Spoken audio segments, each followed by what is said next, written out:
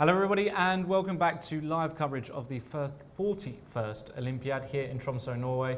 I'm Trent, this is Gustafsson, and we are delighted to have a very special guest with us in the studio, Mr. Abid Raja from the Liberal Party, Member of Parliament here in Norway, and a strong chess player yourself, or at least a competitive one. Yeah, well, I think I was quite good when I was young. Oh, not quite good, but I did compete for the high school team, and we were third in Norway. So I was on the fourth table, so I wasn't the best one on the team, but I think I contributed by not losing. Fantastic. And you're here. You live in Oslo. You mentioned to me, but you're here obviously to see the tournament. You've got your world champion here. Tell us a bit more about your impressions of the tournament so far. Well, it's a great opening yesterday. I think everybody was moved about seeing all the 118 countries been mentioned by name, and I think a lot of people and supporters, they just really love that. And of course, being a Norwegian and seeing that we have the world's best player here, and probably he's going to play tomorrow. He's taking a day off today. He's hiking up in the mountains, chilling out. He's trying to be fit as well. I think there's both being physically fit. I think that helps at least him improve his game. So we Norwegians, we are really proud of that all this event is happening in this smooth and very beautiful way. We're going to get to have a look at a game which may finish in any second now, actually. Wow. You can give us your thoughts on it as well. The Alexander Grishtuk game, Jan, he's black against Mr. Basil from Jordan, and we mentioned before the break, it's all looking a bit serious for black. He's rather for white. The knight on e6 is on prise, as is the bishop on c1, and there's basically no way to stop them both from falling. Yeah, white's problem is his queen is also under attack, so the only move that comes to mind is queen takes d7. But black just goes knight takes d7, takes back, and it's still the same problem. e6 and c1 are under attack, and we can't see a way to save both pieces. So we believe it is almost time to resign, and that Mr. Grishuk will score the first point for Russia in this tournament. Yes, the Russians are looking really strong and confident. I was there, sitting out there and seeing that they're looking really strong out there. I think this game is going to end quite quickly. They are serious. He's in serious trouble.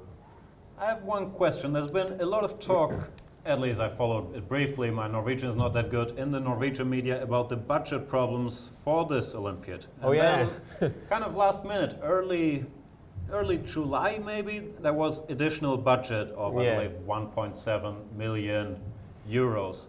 How does this work? How does this reach you guys in the parliament? Well, I will say, I won't take the full credit for it, of course. We're not the Liberal Party is not the government, but we have a minority government. And what you do is, it's at the last budget thing you do in end of June. We sit down and we agreed with the government about how we're going to divide the money. And we knew that Tromsø was in need of 12 million Norwegian kroner, around about 1.7 million euros. Yeah, we had a big hand in that, I would say, but we really appreciate that all the four parties, that two of them are in government and two are supporting the government budget-wise, that we agreed on that was a necessary sum to use on Tromsø, especially when all the world's countries are coming to Tromsø. We really want this to happen in a good manner. So it was much needed money for Tromsø, and I'm happy that the Parliament and my party contributed in the way that we got that money that was needed to have a successful tournament. We're certainly happy about it. Most of these 1.7 million actually go into our coffee supply. I'm not sure if people are aware of that, but that's it's a good coffee though. It is excellent. It must be good coffee. But the view we wouldn't up in the have accepted Tromsø any worse, so we needed every penny. Yeah, the view in the Tromsø, that's for free. So you know, when Magnus Carlsen is doing the trip today, I think you guys before the tournament starts tomorrow should make the same trip. It's just 5 hours. Yeah, Jan would love to, but I'm not sure. He used to be an athlete, but things have changed. I'm not young like Magnus anymore. No, he's still only 23 years old. Is he 24? He's 24. He's got to be 24. He's 24 He's now. been around for 20 years. I beg your pardon, he's 24. Yeah. No, he's born in November 1990. He's 23. He was better than most of us when he was 10. So he's 23. He's 23. Yeah, he was better than most of us when he was 10. And he was better than most of us when he was 12 and 13 and 14. And we'll stop at 14. But thank you very much. How are Norwegians looking? Yeah, let's have a look at let's have a look at the let's go Norwegians there. before we move on with the rest of the action. Do you get to meet Seaman- the guys? You're familiar with Seaman and Jon Ludvig? Yeah. those Seaman guys? was looking quite strong earlier today. Wow. Let's have a look. Last we've seen is a position after b takes c3, where this pawn is under attack, and Black decided to push it forward. We're not he was sure very. about that. Yeah, Knight e5, and now we can see this yeah, pin. it's It's causing some problems. Black and played, he's still thinking, or no, he He played played bishop to bishop d7. But I believe Seaman has a fairly pleasant choice here. The most obvious would just be to take off that bishop, and Black would probably take back with a queen.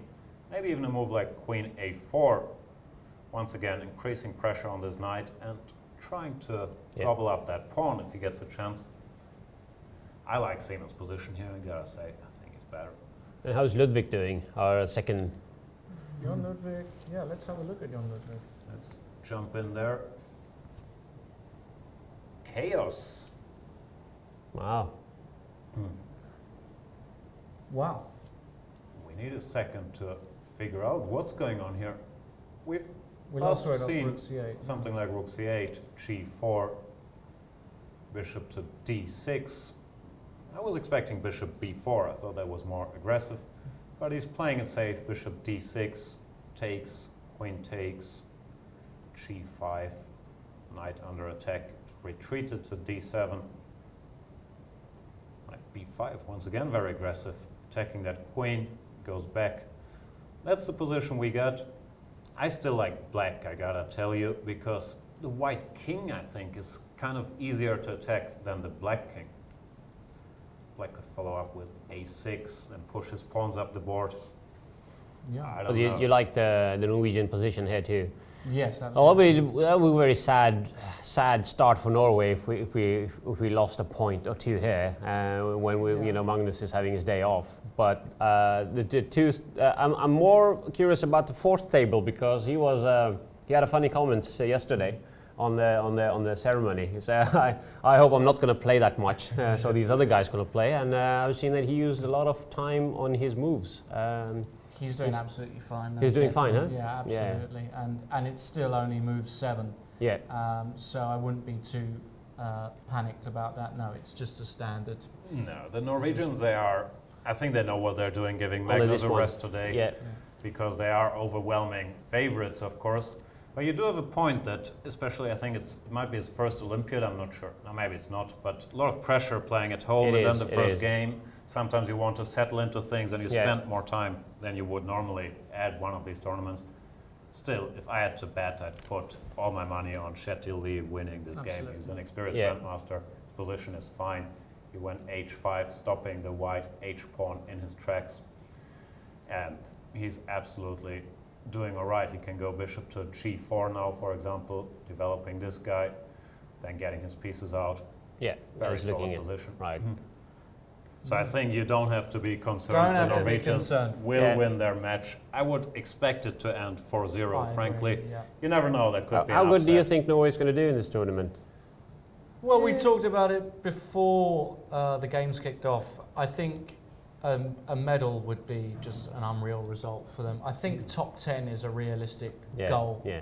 So So you're going for the Russians? Probably. They are the favorites. They're the They're favorites. always the yeah. favorites. They're and always they, the favorites. They haven't made it for a while. Yeah, It's going to be really exciting the next few days. It's going to be really exciting. it's going to be a see. great tournament. Absolutely.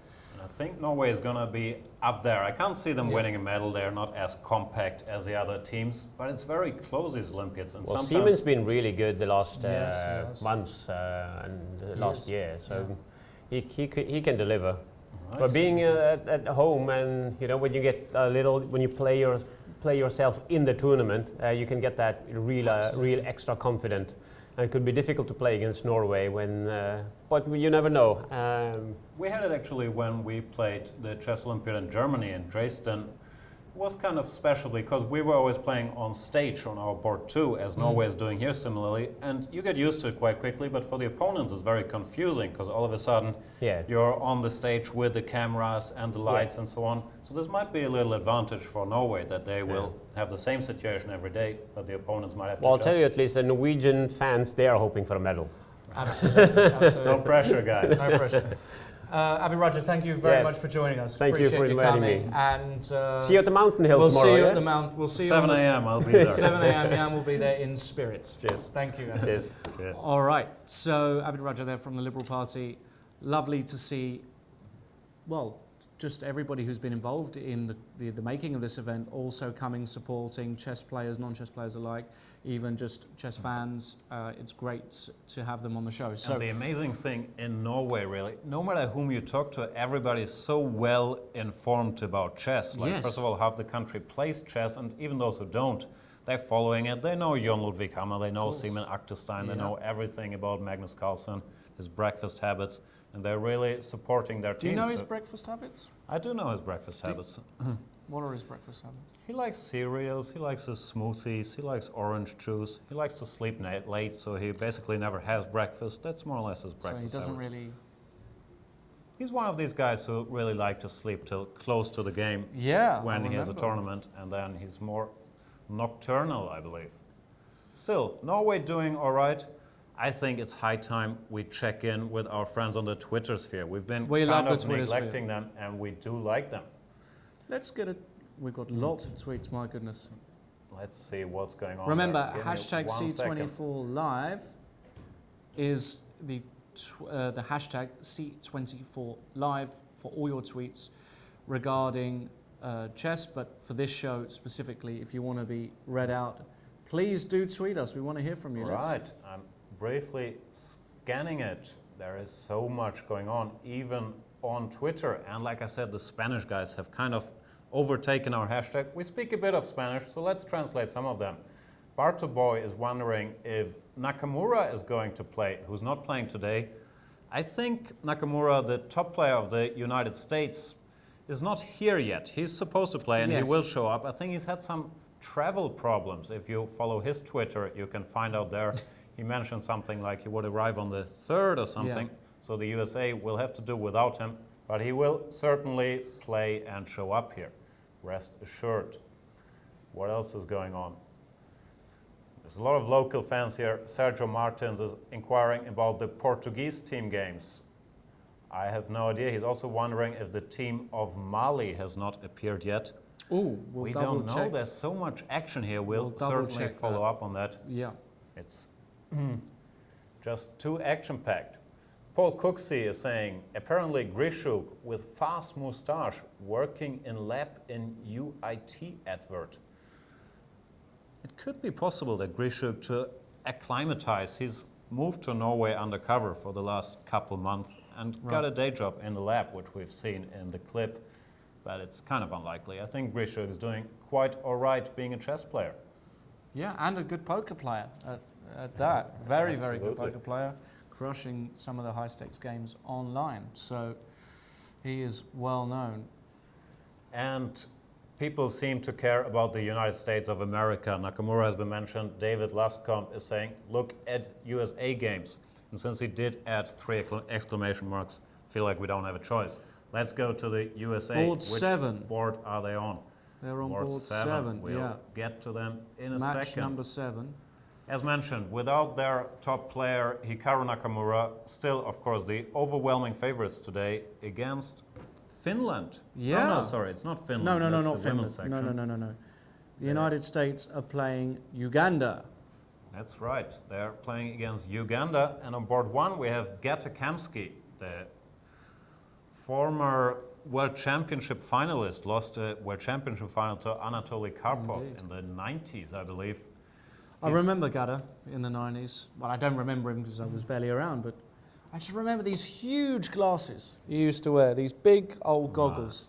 You could wear those in the lab if you so choose. No, certainly an absolute world top player in the 90s, then took a break for quite some years and has been back on the scene since the mid-2000s, I would say, more or less. Yeah, no. Maybe late 2000s. Late 2000s, I think.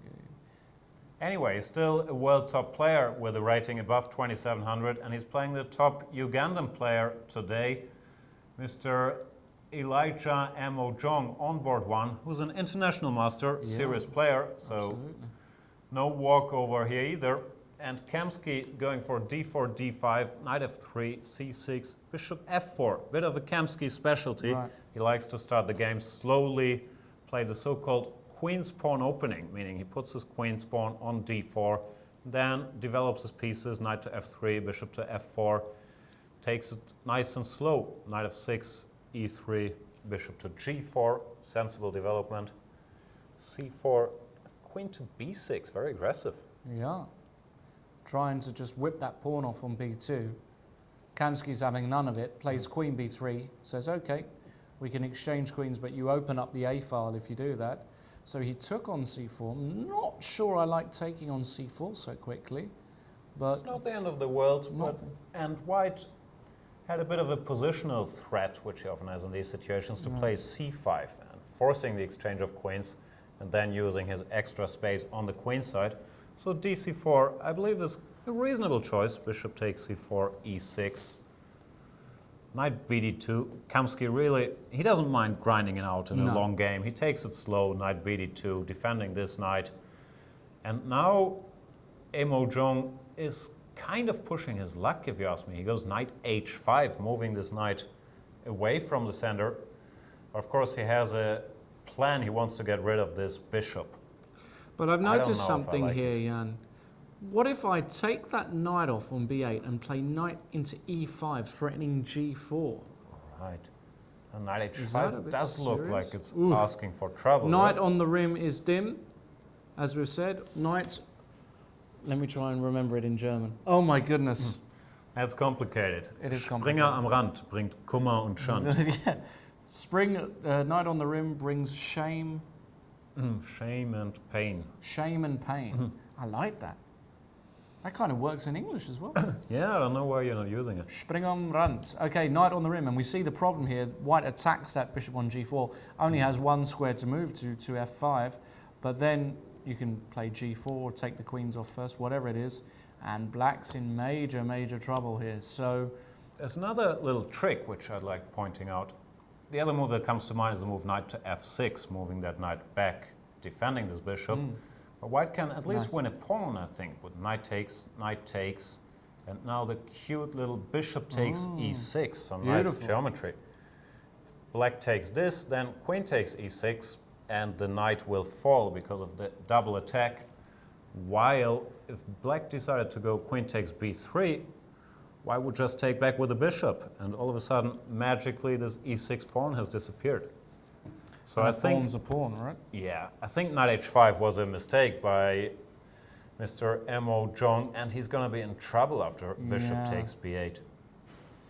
Let's move on to board 2, and we've got the game Patrick Kawalma, Kawalma, versus Alexander Onishchuk, a seasoned pro, a solid 2650 to 2700 grandmaster, has been for many, many years. Now, one of the fittest guys in chess, a triathlete. Famously a hard worker on chess, on Yes. his body, very disciplined, very Maybe good the guy. fittest guy in chess. Wouldn't surprise me. He does triathlons and he's extremely fit. And he's playing black against Patrick. I heard some, sorry, I'm not sure if you know about Yes. that. He's not the chess professional anymore, but No. I think he's got a job at a university. He has, yeah, Texas, I believe. He's at the University of Texas Tech, that's right. And he's the chess coach there, and very, very nice guy. And he's playing here against Kawalma with black. Let's just take it from this position, Jan, as we've got so many games to get through. This Right. is the position at the moment after move 16. Looks as though white is doing all right to me. White is doing fine, so is black. Black Yeah. has nice pawn structure in the center, but white can fight back by having space advantage on the queen side. And I don't know, I think it's a bit of an more or less an equal position. If I had to choose, I'd actually take white. I think it's a bit easier to play. You have this powerful bishop on the long diagonal. We have 8,000 arrows, so no one can keep track of anything anymore. But I like White's position here. Still, of course, Onishuk in no real trouble. He just played King H8, ain't worried about nothing, and is gonna try to build up on the king side probably, slowly but surely. Open game, Onishuk, of course, the favorite, but so far White has been doing quite well. Absolutely. Let's move on to board number 3, and playing white for the USA is Varujan Akobian, now consolidated his place as an Olympiad regular. He's one of the top players in the US, had a very, very good US Championships this year. Finalist, lost to Gatakamsky, right? Yeah, he lost to Gata in the final, but had a good run there. Playing white here against Harold Wanyama, and this is the position after move 17. Let's stay here again. And I have to say, I like White's position. Yeah, he got everything you want out of this line. For the theory nerds out there, this is a Queen's Gambit exchange variation where White tries to occupy the center with pushing his e-pawn, which he has done. And Akobian is seriously better here. Move like rook f4, playing to double the rooks. And he can use his space advantage to build up an attack against the black king. So I like his position and his chances here. And of course he is a very heavy rating favorite as well. Let me look it up. His opponent is 2244, so he does outrate him by roughly 400 points. Yeah. Not game over, but White is better, that's for sure. Let's move on to board 4, and playing today, of course, remember, Hikaru Nakamura will be arriving either tomorrow or the day after, so he will play shortly. But for the moment, Sam Shankland, the youngster, one of the US's brightest hopes, let's say. They have a bit of a new generation, right? Yes. Like with Ray Robson, Sam Shankland, Landerman. A lot of guys are coming up and are now already very strong, 2,600 players. So there's a lot of stuff happening in US chess. Shankland, probably the most prominent of those, or at least recently, has had great results. I think rated, let me look it up, 2635 in that neighborhood. If I could read, 2624. And yeah, it's going to be a very strong reserve at the very least on board 5 for the US. Very good. Doing well here. He's going to win a pawn on c3, if I'm not mistaken. Just gave a check. Nice little double attack, d4. He can just take the pawn and would be a pawn up if I'm not miscounting. Yeah, no, this is a seriously superior position for black. Right. And I don't like White's chances at all here, especially with the opposite colour bishops. Remember, key rule, guys, when the opposite colour bishops are complemented by major pieces such as queens and rooks, makes a big difference. If all the queens and rooks were off in this position, White always has a lot better chances to hold. But with the queens and rooks on, this bishop is solid on c6. No, I really don't like White's position at all. No, this is seriously better for black. Especially because White, at the moment his king is safe, but it lacks defenders, only has 2 pawns. Right. And no, we like Sam Shankland's chances here, that's for sure. The US are looking good. The US are looking good. I would like to take a sneak peek at some of the other. We went before the round started, and we went through the list of games, and there were certain matchups of certain boards that were great.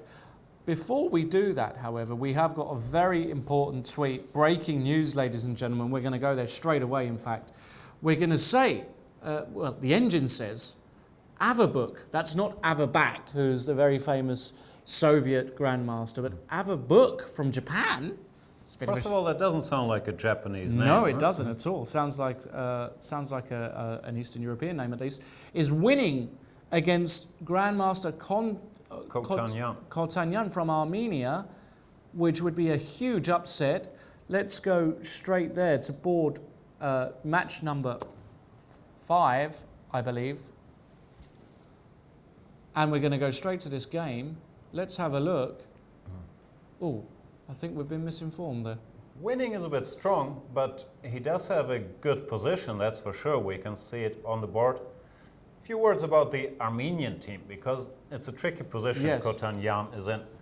They basically, as we said, they've won 3 of the last 4 Olympiads. They're doing amazingly. They basically only rely on 4 of their 5 players. They always do the same thing. They bring one reserve. He plays 2 or 3 games maximum, and all the other guys play pretty much all the games. So Kotanyan, who is said reserve, the weakest player by rating, at least on the team, Gets his chance today when their star Levon Aronian is resting. But it's a lot of pressure because he knows he's only going to get 2-3 games and he has to do well for one of the favorites, right? So it's a bit understandable that he's nervous about this. But let's see how bad his position is. Let's have a look. Alex Averbuk, certainly, if one would assume he's emigrated to Japan some time ago, not the most typical Japanese name, playing white here. Winning is a bit strong, but certainly if we look at his position, if you have to take a colour, it's white, because black's pawns on the king side are absolutely mangled, and on top of that, white's queen is so aggressively placed, you're immediately imagining a rook lift, rook to f3 or f4 to g3 and h3, and yeah, it's not clear that it's winning on the spot, certainly, but I wouldn't like to be black here. No, certainly not. It's easy to play with white, as you said. Just bring the rooks into the attack, rook f3, rook g3, bring the other rook. And yeah, black's bishops are quite passive. The bishop on g7 doesn't really have anywhere to go. Bishop on c8 is blocked by the white pawn on f5. So yeah, this could be an upset in the making. Then again, these grandmasters, especially the Armenian guys, are going to be highly motivated. He's going to be highly resilient. He's not going to go down without a fight. I don't think it is over just yet, but certainly a very good position. Japan, not a big chess nation, right? What do they play? They play shogi. They play shogi. More than chess, right? And the Danish, is it Peter Heine who's a very strong shogi player? I think he's not very strong. He just claims to be the best Danish player, but that could be because he's the only Danish player as well. So I'm not sure how strong he is, but he's certainly Can we just have a sneak peek at another game in this match? And that's the game between Akopian and Watanabe, which sounds a lot more like a typical Japanese, Akira Watanabe, playing black here. And it looked interesting for the moment because I thought, hold on a second, has he won a pawn? But he's not. I've just counted again. He's won back a pawn, but it looks as though white is doing absolutely fine, doesn't it? Yeah. I think white is doing fine. Yeah, his rooks are super active and he has the bishop pair. He has to be careful that this a-pawn doesn't run up the board, but I think he'll manage that.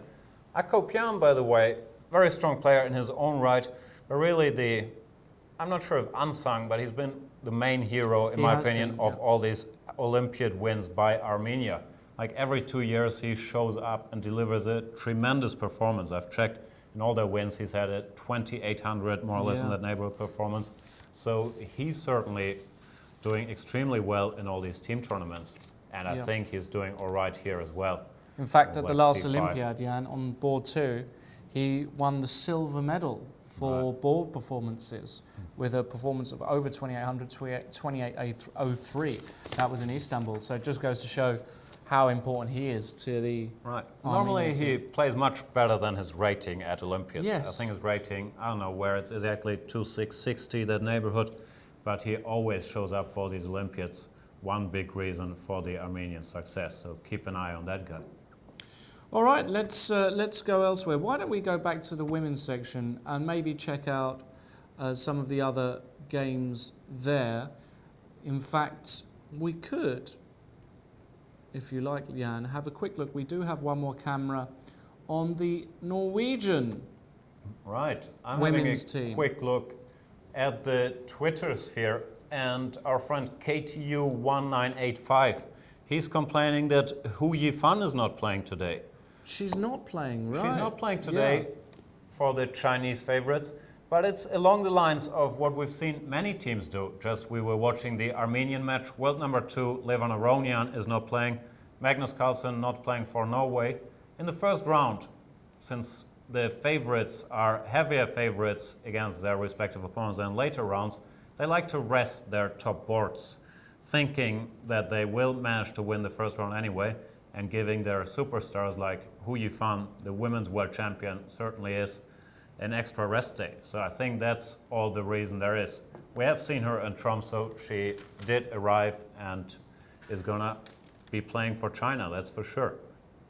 Okay, we'll try and bring up that board then in a moment. I'm just trying to locate the... what are you looking for? The actual board, because they are playing, I believe, on board 68, and They are playing today against... Oh, hello. Sound. We got some sound. That's not good. It's a nice sound though. It is a nice sound. Well, we'll stop that. All right, so I believe yes, they're on match 49. We've got, by the way, before we go to that match, Jan, we've got a nice little shot there of some of the other games in progress with our, I believe it's a roving camera. Who are those guys? That's the Norwegian third team or the second team? I think it's the third Norwegian team. We see some youngsters there. Yes. I can identify Lars Oskar Hauge, the blonde guy, on the second board or the third board, depending how it's ordered. And yeah, Norwegian as the host nation can have 3 teams in this tournament. Everybody else is reduced to 1 team, but the hosts, they traditionally get a chance to put 2 or 3 teams into the competition. What were you looking for? You're going for the Chinese. Yeah, and they're playing against the IBCA, which I believe is the International Braille Chess Association, I'll double check that in a moment. I think that's correct. And Ju Wenjun is taking up the task of playing board 1 today against Lubov, oh my goodness, Ziltsova Lysenko. Hope that's all right. And we've got an absolutely crazy position. And, you know, if the position is correct, we might be up for the major upset of round 1 in the women's tournament. Because for me, White is absolutely winning this position. Yeah, this is not a relay error, which you never know. White could just go E takes D7, and that's quite a pawn. Oh my God. Would cost Black a rook. Oh rook. my goodness. What's she going to do? This is just resigns. There's nothing you can do. Black is losing heavy material. At the moment, material is equal, but as mentioned, this pawn is just going to eat one of the black rooks.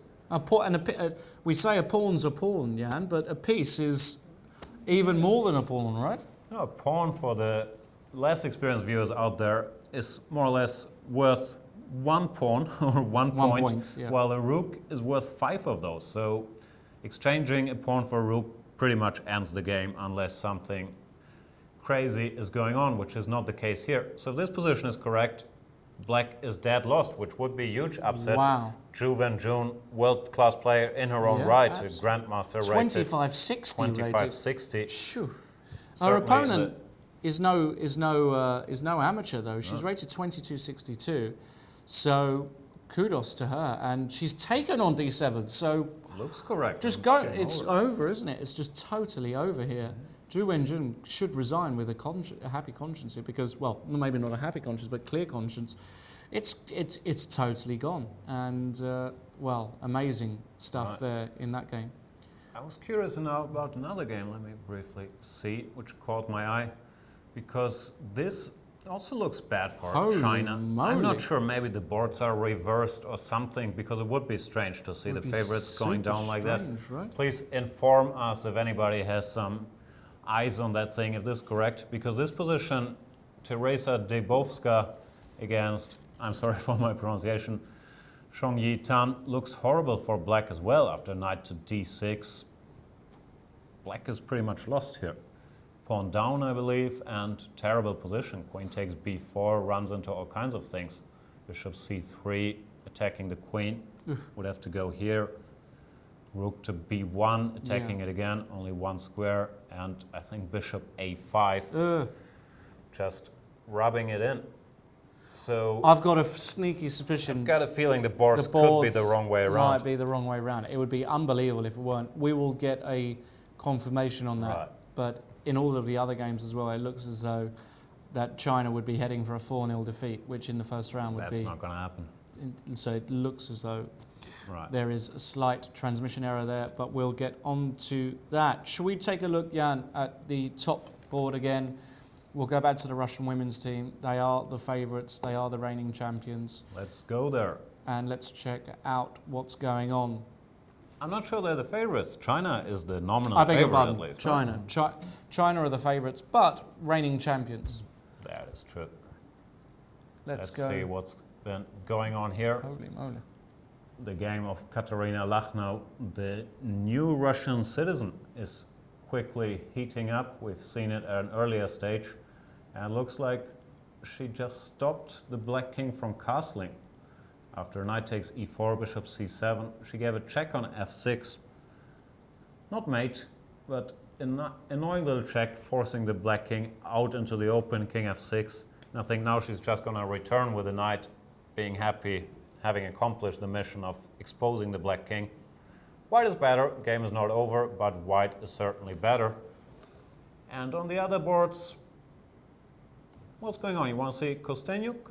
Yeah, why not? Well, it looks as though white is doing absolutely fine here against Kostenyuk.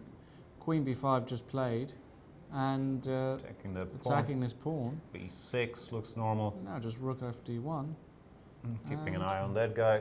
White is all right, yeah. White is Black all has right. to be a bit careful to keep his pawns, because, yeah, this d5 pawn could be a target. e4 in the air, move like c4, and it looks like it's a bit of a weakness. Black has to be careful here, yeah?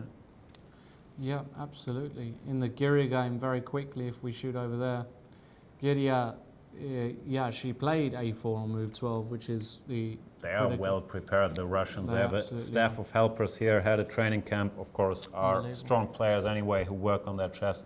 So they will be in touch with the latest theoretical developments, like this move a4 mentioned earlier, knight to b6, queen to e2, queen b8, rook to a3, queen to a7. White working on consolidating his queen side. That's why you see all these moves, a4, rook, a3, getting out of this long diagonal. And white is certainly a bit better, but still long game ahead. I like white's position. You could even think about pushing a5 here, but nothing is decided. Yeah, Still, absolutely. looks like Giria was very ready for this line and played a very good plan. Pagonina on the last board, also a very strong player, of course, running a very popular chess website as well, is, well, the game is barely out of the opening. Yeah. Slightly strange move. Knight to b5 has been played. Not the end of the world, but the black bishop just retreats and black can kick off that knight from b5 at will with a6, so I think knight b5 was kind of unnecessary. But it's just the beginning of the game, b3. Normal position, anything can happen, but black is fine, of course. Absolutely. All right, let's shoot back to the men's competition because I believe we have a result and we'll get the camera on. What happened in that Grishu game? Is it Yeah. still going? Well, doesn't look like it is. In fact, after the move queen a4, queen d7, we said it's all but over. Queen takes, knight takes did in fact happen. He jettisoned, well, he sacrificed, or whatever you want to call it, gave up the knight for a pawn only on not much g7. choice there. But after knight d2, knight e5, f3, bishop d7, he actually called it a day. I don't blame him. What's the point of playing on? You're a piece down against the world number 4. You're going to lose every time. No chance at all. And a good start for Russia. We also, I believe, have a result on board 2 in the Svidler game. Is that correct? Or oh no, I beg your pardon. We just have an update. Sorry, the board went blank. Ongoing. It's still ongoing. Svidler in decent shape as well, is a pawn up and has some weaknesses to target on the black king side, queen side, I'm sorry. So no upsets in this match. The Russians are just too strong and too professional and too much in control for this one. The one that was the most exciting was the game Nepomniachtchi against Mohammad, and it looks like here also the favorite managed to achieve some things. Still not clear to me, but he just took on c6, took off the black knight, and after b takes c6, he can now, if he so pleases, win a pawn by rook takes a6. Still, black does have the 2 bishops and the option to take on e3, transposing to a position with opposite color bishops. So his task is not hopeless, but he is worse. Absolutely. Yeah, far from over there, in my opinion. And, well, Nepomniachtchi just played an interesting move, king g3. Now, if black decides he wants to defend this pawn with a5, he might get into a bit of trouble after this nasty little check. He has some cruel intentions, doesn't he? Rook h1, bishop f6, rook h8, checkmate. Oof. Let's Brutal. say king to f8, for example. Yeah. Bishop f6 is a move I really like. Yeah, just hemming Final that king coffin. in. Yeah. And now you just want to go rook to that corner. There's and no way of it's over. stopping it. No, Can't really stop it. can't stop it. So, nice move there by Nepomniachtchi. Nepomniachtchi, I'll try and say it properly. Means that black probably has to move his f-pawn, let's say up to f5. But now you've forced some more concessions, and rook takes a6 is going to come. And yeah, it's all but over, really. I mean, positionally speaking, it's really tough for black now that he's moved this f-pawn. So many weaknesses. Okay, Nepomniachtchi, still a bit of work to do, but not really going to have any troubles converting that one. No, it looks like the Russians are doing very well. In the meantime, on Twitter, a lot of guys rooting for their home teams, of course. We have requests to check out the Brazilian team, the Peruvian team. There's quite some requests for the Peruvian team and Brazil. The Spanish guys are really, Spanish is a strong language here. There is another point for Peru, so we're gonna have to give in to that majority. I believe after the break, we'll go on a quick break and we'll have our third crew member, Einar Gausel, Yes. telling us what's going on out there when we come back from the break. Excited to have Einar on the show. Going to be great. Stay tuned. We'll be back in just a tick.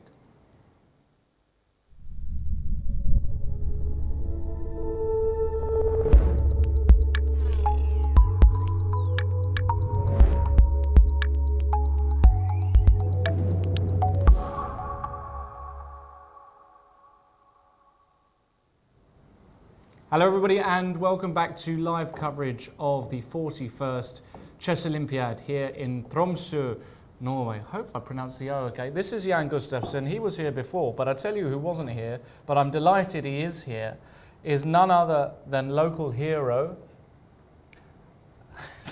He's going to like that one. Chess Grandmaster Einar Gausel. Thank you very much. Hello Einar, how are you? I'm good.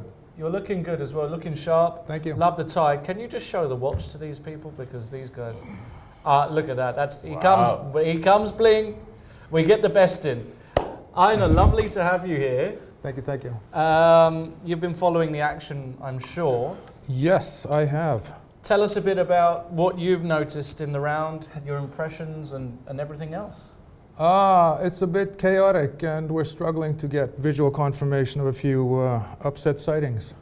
What's happening? What's happening? Tell upsetting? us. Well, in the women's section, if I'm allowed to talk about that. We love to talk about the women's section. Not too much. Right now it looks like Namibia is shutting out Iceland. Namibia has no rated players. Iceland has a mix of 1800s and 1900s. Right. And also Kuwait, huge underdog against Egypt, seems to be going 4-0, so we're not quite sure what's going on.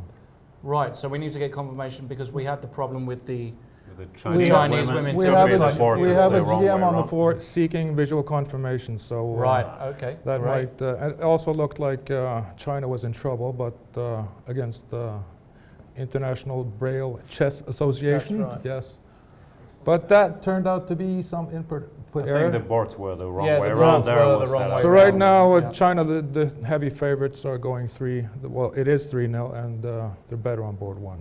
Yeah, they're going to win that one. So things are looking normal there. So maybe an upset subject to confirmation in the Iceland game. But you mentioned as well might have blunder of the day. Blunder of the first 2 hours at least. What about, hold on a second, what about board 1? Didn't we just see Alexander Grishchuk win in 12 moves? That was an excellent game. That was a good game. Let's go to this blunder, Einar. Where are you talking about? So we can go Women's section, Sudan versus Wales. Sudan versus Wales. Oh my goodness. Who's All the right. players involved? Who's the We player? can Who's the player search for them involved? directly. White is, I hope I say this right, Hager Omer. And black? Black is Jane Richmond, who Let's try Jane Richmond. there's either a technical glitch or she's having a bad start to the tournament. that didn't seem to pull it up. The game on the board is not Jane Richmond's game. It's Leif Erland Johansson. We'll try and get to this game in a minute. But in the meantime, while we look for that, Einar, obviously you're a grandmaster. You haven't played for a while though. What's the story? What's your story? The story is I quit chess and got a normal job. You got a normal job. What were you doing? Security, loss prevention. Security loss prevention. Okay, that's a bit like chess. Same It thing, is, really. yeah, well, a little bit. At least the way I play chess. Prophylaxis, Prophylaxis. theft prevention, Theft both, prevention. both internally and externally. And you're here, obviously, helping us out with some commentary, but you're also doing a lot of reports and that kind of thing. Is that right? Yes, we'll be writing a lot from what's going on, both inside the playing hall and outside the playing hall. So we're hoping to give the readers a good overview of what's going on in Tromsø right now. All right. We'll try and get that matchup. Well, I think it's, believe it or not, the last board of the women's team, women's tournament, board 100, I think it's match 134. We're just going to try and bring that up in a minute. And Mr. Gustafsson is navigating well there. There we go. No, it doesn't seem to have loaded up, but we'll try and get that in a minute. In the meantime, why don't we get to the other games of the day, the big games, Einar. We've seen a lot of Russia. Why don't we check in with Ukraine, actually, Mr. Gustafsson? In the Ukraine match, yes. The Ukraine Been quite match. some action. Yeah. We've taken a peek. First of all, Ukraine does what most top teams do. They're resting their top player, Vasily Ivanchuk, today. Right.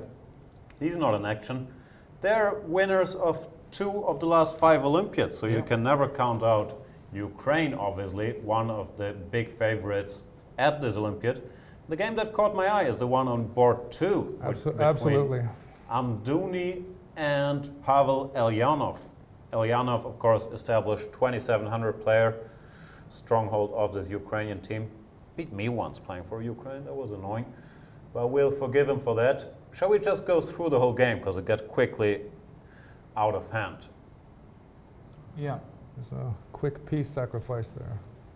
Okay, so bishop's opening with d3. That's pretty standard, protecting the pawn.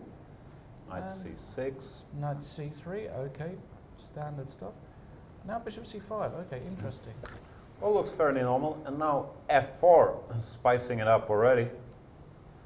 And d5. Well, he had to think about that. I was standing there watching the game, and I was wondering what Elyanov is going to play d6 here and transpose, or does he have something up his sleeve? d5 is very interesting. But when he played d5, he made sort of this expression. I couldn't see if he was playing it from recall or just checking analysis, or if this was actually a move that came to him at the board. I'm not very strong in theory.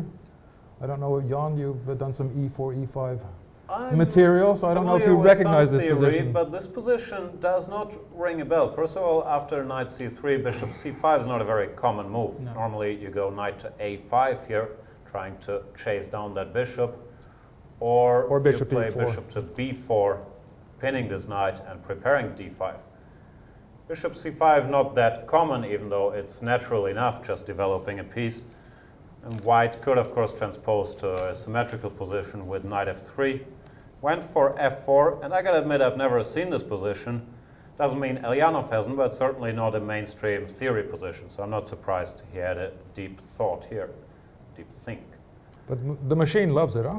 Machine is happy with it, and so are we. E takes d, bishop to g4, giving up a pawn for very quick development. Absolutely, and queen d2. If you have to play queen d2, I know obviously it's good news for black. You don't really want to play queen d2 in this position. You'd love to develop the knight. I'm not sure why he didn't. Knight e2 looks a bit more natural than queen d2. Yeah. Once again, the golden rule, don't move your queen too much too early in the opening. You don't have to. But now there's a really nice trick. E takes f4. The point is after d takes c6, this queen could all of a sudden end up a bit short on squares. That's a That's very, pretty, very isn't it? nice, very nice. That's very pretty. Wow, that's really nice. Nowhere to go.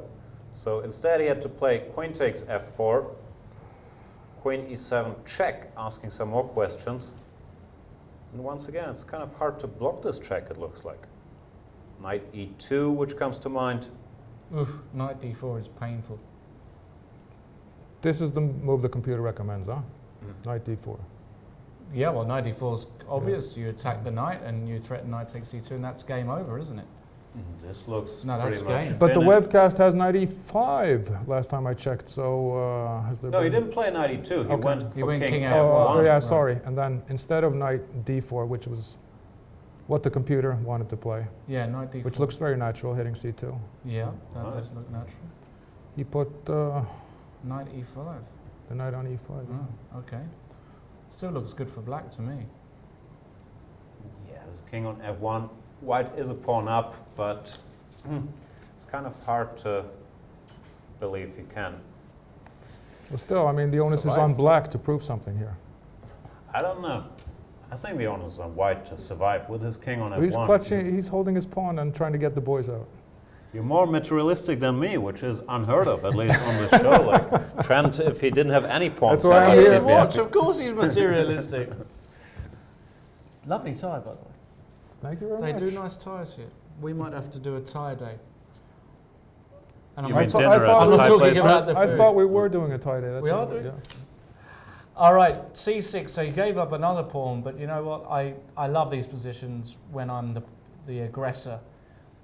You know, I've got all the play. The king's awkward on f1. This is great. But d takes c6, was that a good idea? In this position. Should you just fork else? Mr. Bishop and Knight?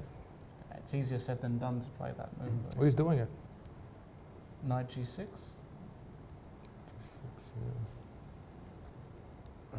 Who knows? This Easier could said work, than but done. yeah, messy stuff. Yeah, so c6, he took it. He took and now he went d4, which was maybe not the right way to handle things, because all of a sudden the d file is open and Elyanov came up with some more nastiness. Trickiness, yeah. Wow, queen takes d4, rook d8. So he wins the piece back with a bit extra, it seems, because after bishop takes pawn, keeping, at least winning another pawn, knight takes, queen a4. Okay, let's just White is clarify. still a pawn up. Still a up. pawn. But after queen e6, black's castling shortly, and white's king is so exposed, I know. I hate this He's position going for to have white. to use a lot of moves to get his pieces out. Yeah. It does not look great for white. No, it does not look good. No, I'm going to bank on an Elyanov win, and quite a quick one at that. I think it's going to fall apart quite quickly there for white. What about the other games in that matchup, where a couple of them look a bit... Oh, I think, not surprisingly, Ukraine is in pretty good shape. Ponomarev on the top board has started pushing his pawns, f4, threatening f5, e5, all kinds of unpleasantness. And it looks like he's doing very well, and so are his teammates. yeah, absolutely. So Ukraine look like they're in control. How about we go to some interesting individual matchups? That's something we haven't done yet. For all of you fans out there who want to see a bit more diversity in this webcast, and we've singled out a few games, Jan. One game that certainly... We have to be careful not to offend Einar, because Norwegians, they only Of care about course, the Norway they game do. like that, and that's the only match they really want to see, let's face it. They pretend they're interested in Just anything else. give but- it a whirl and we'll see how I react. Okay, let's... What about this game here, Jan? On board number, well, they're the third-rated team in this competition. What are you talking about? They're the third-rated team. France. Oh yeah, we haven't seen We much haven't of seen the anything of French. France. My Right, dark France. horses for the tournament. You've got Vachier-Lagrave, Bacrot, Fressinet, Edouard. That's a very strong team already. Today, Maxime Vachier-Lagrave, the French number 1, world number 10, is having a rest. But Etienne Bacrot is playing Stanley Chumfwa from Zambia. And I tell you what, that is not an easy game. Stanley Chumfwa, the Zambian board 1, is no stranger to the game, an international master rated 2320, and I believe he's even got the white pieces. We'll try and get that What game board up. are they on? Sorry. I actually believe they're on board. Track them They're down. on board 4? I believe they're on. Yes. Because the 4, Norwegians here are we on go. board 3, yes. Yes. Found them. Let's try and get the game up of Stanley Tromsø against. Here we Etienne go. Bergeron. Oh wow! Well, it looks as though Etienne is doing very well, doesn't it? I like Etienne's position. Yeah, let's just take it from the current position. Look at that battery, Jan. Can we draw a diagonal? We like our arrows here. Which color? We haven't used much yellow, you know? I think I'll yellow. go with a nice Ooh, yellow arrow. That's a all the way to penetrating arrow. H1. Yeah. Look at that. You want to include the bishop, though. Don't forget the bishop. That's what makes this party so good. Okay, Yeah. let's give the bishop its due. For all of you who don't know, that's called a battery in chess. Don't know what it's called in Norwegian, Einar. Battery. Battery. It's a tough language. Tough Norwegian, language, I can't yeah. get the hang of it. Like battery is already a crazy word, like battery. But it's a battery that's being protected. But do you know what? It's these pawns, Jan, on g5 and h5 that I like. I want to move my h-pawn up the board to h3 to provoke more light squared weaknesses. And as soon as white goes h3, I'm going to move my g-pawn up the board to blow open all the cover of the white king. You want to leave all your pieces where they are as black. I do right? want to Yeah. leave all my pieces where they except those little pawns. And my rook on h8 is going to play a part as well. Let's give a sample line. You go h4, intending h3, and if Yeah. white naively played h3 himself, you would go g4, Yeah. pawn takes, and h3. And it's getting hot in here. It is getting hot. It's literally Well, he has getting to hot in play here. something like Really F3, is. huh? You would probably have to go f3, but you know what? Now we've got this diagonal for the other bishop. Ooh, I don't think I'm going to this block is, you. I know you're going to block me now, but you know what? I really doubt you're going to last here. Einar is always on the side with the pawns, right? It doesn't matter how scary it looks. Well, he's a pawn. I up, didn't he's a count. happy What camper. was okay? Now we're material up. Yeah. Okay. Okay, so if we take that pawn off on g2, Yes. now you're going to take. King takes. King takes, okay. You know, I just feel like there should be a way through here. Should It, push it more looks a pawns. bit F5. shaky. Holy moly. F5. Yeah, we're going to have to take that. Take. F6. No, you can have all your pawns, but there could be you're trouble going on that this way. diagonal. Ooh, now my rook's coming down. That was a nasty one. I'd be scared here if I was Yeah. white, gotta tell you. I think Stanley Tromsø is going to need a miracle to survive this one against somebody like Etienne, who's already licking at his lips at blowing open the... It looks the like king black's side. attack is just playing itself. Yeah, indeed. Yeah. And just by glancing at the other boards here, it looks as though Laurent Fressinet is about Let's to pay win, Laurent actually. a very brief visit. This is game over. One of the guys who I think he's gave me. winning a piece here, right? Is that right? Bishop d5 check on white. He can take that bishop, He doesn't have to, you can just... move the king. The knight's trapped, yeah. Oh my goodness, the knight's trapped. And one key point is after rook takes d6, maybe black was banking on this. Right. E takes d, rook takes e1. Looks like you use the pin, but there is some problems ahead because of Mr. D pawn. I'm not Well, sure if you can... careful, you don't want to do it now, I don't think, because Let's that have a might think. run. That Even might this run in, could. He's got a lot of checks, but Even at, this, at the end of the day, it's only checks, right? yeah, Give you a sample line. One check, two check, checks, you have to just run. Three three checks. checks, four, You got 5. five, That way. six, Yeah, just put the rook in the way. Just play Okay, rook d1. and the check on d1 is going to be the last one. And this dude, for viewers not so familiar with chess, reaching the 8th rank with a pawn is quite a good idea often because it becomes a queen. And the queen is worth 9 points or balls of ice as I remember it, while the pawn is only worth 1. So it's quite a body transformation. Let's say rook takes h3, d8, queen, check and mate. That's how It's quickly going to it be can game go. over. Fressinet Fressinet, completely good winning check. there. We already have a result. Romain Edouard has beaten his opponent today, Chitumbum Wali, in a beautiful little finale there. Look at that, knight takes g3 check. Beautiful. Point is that rook takes g3 is the only move, but that loses to queen takes f1, rook g1, and now the beautiful rook takes h2.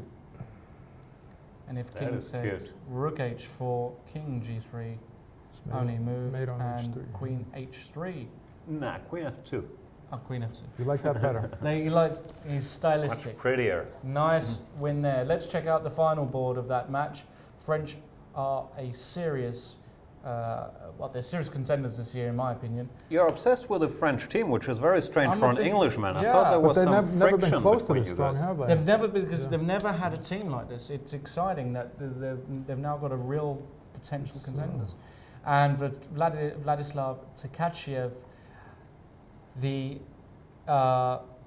the reserve, but playing today, still a Very very strong player in his own right. extremely strong, is absolutely crushing Richmond Fury. In fact, this is game over after e5.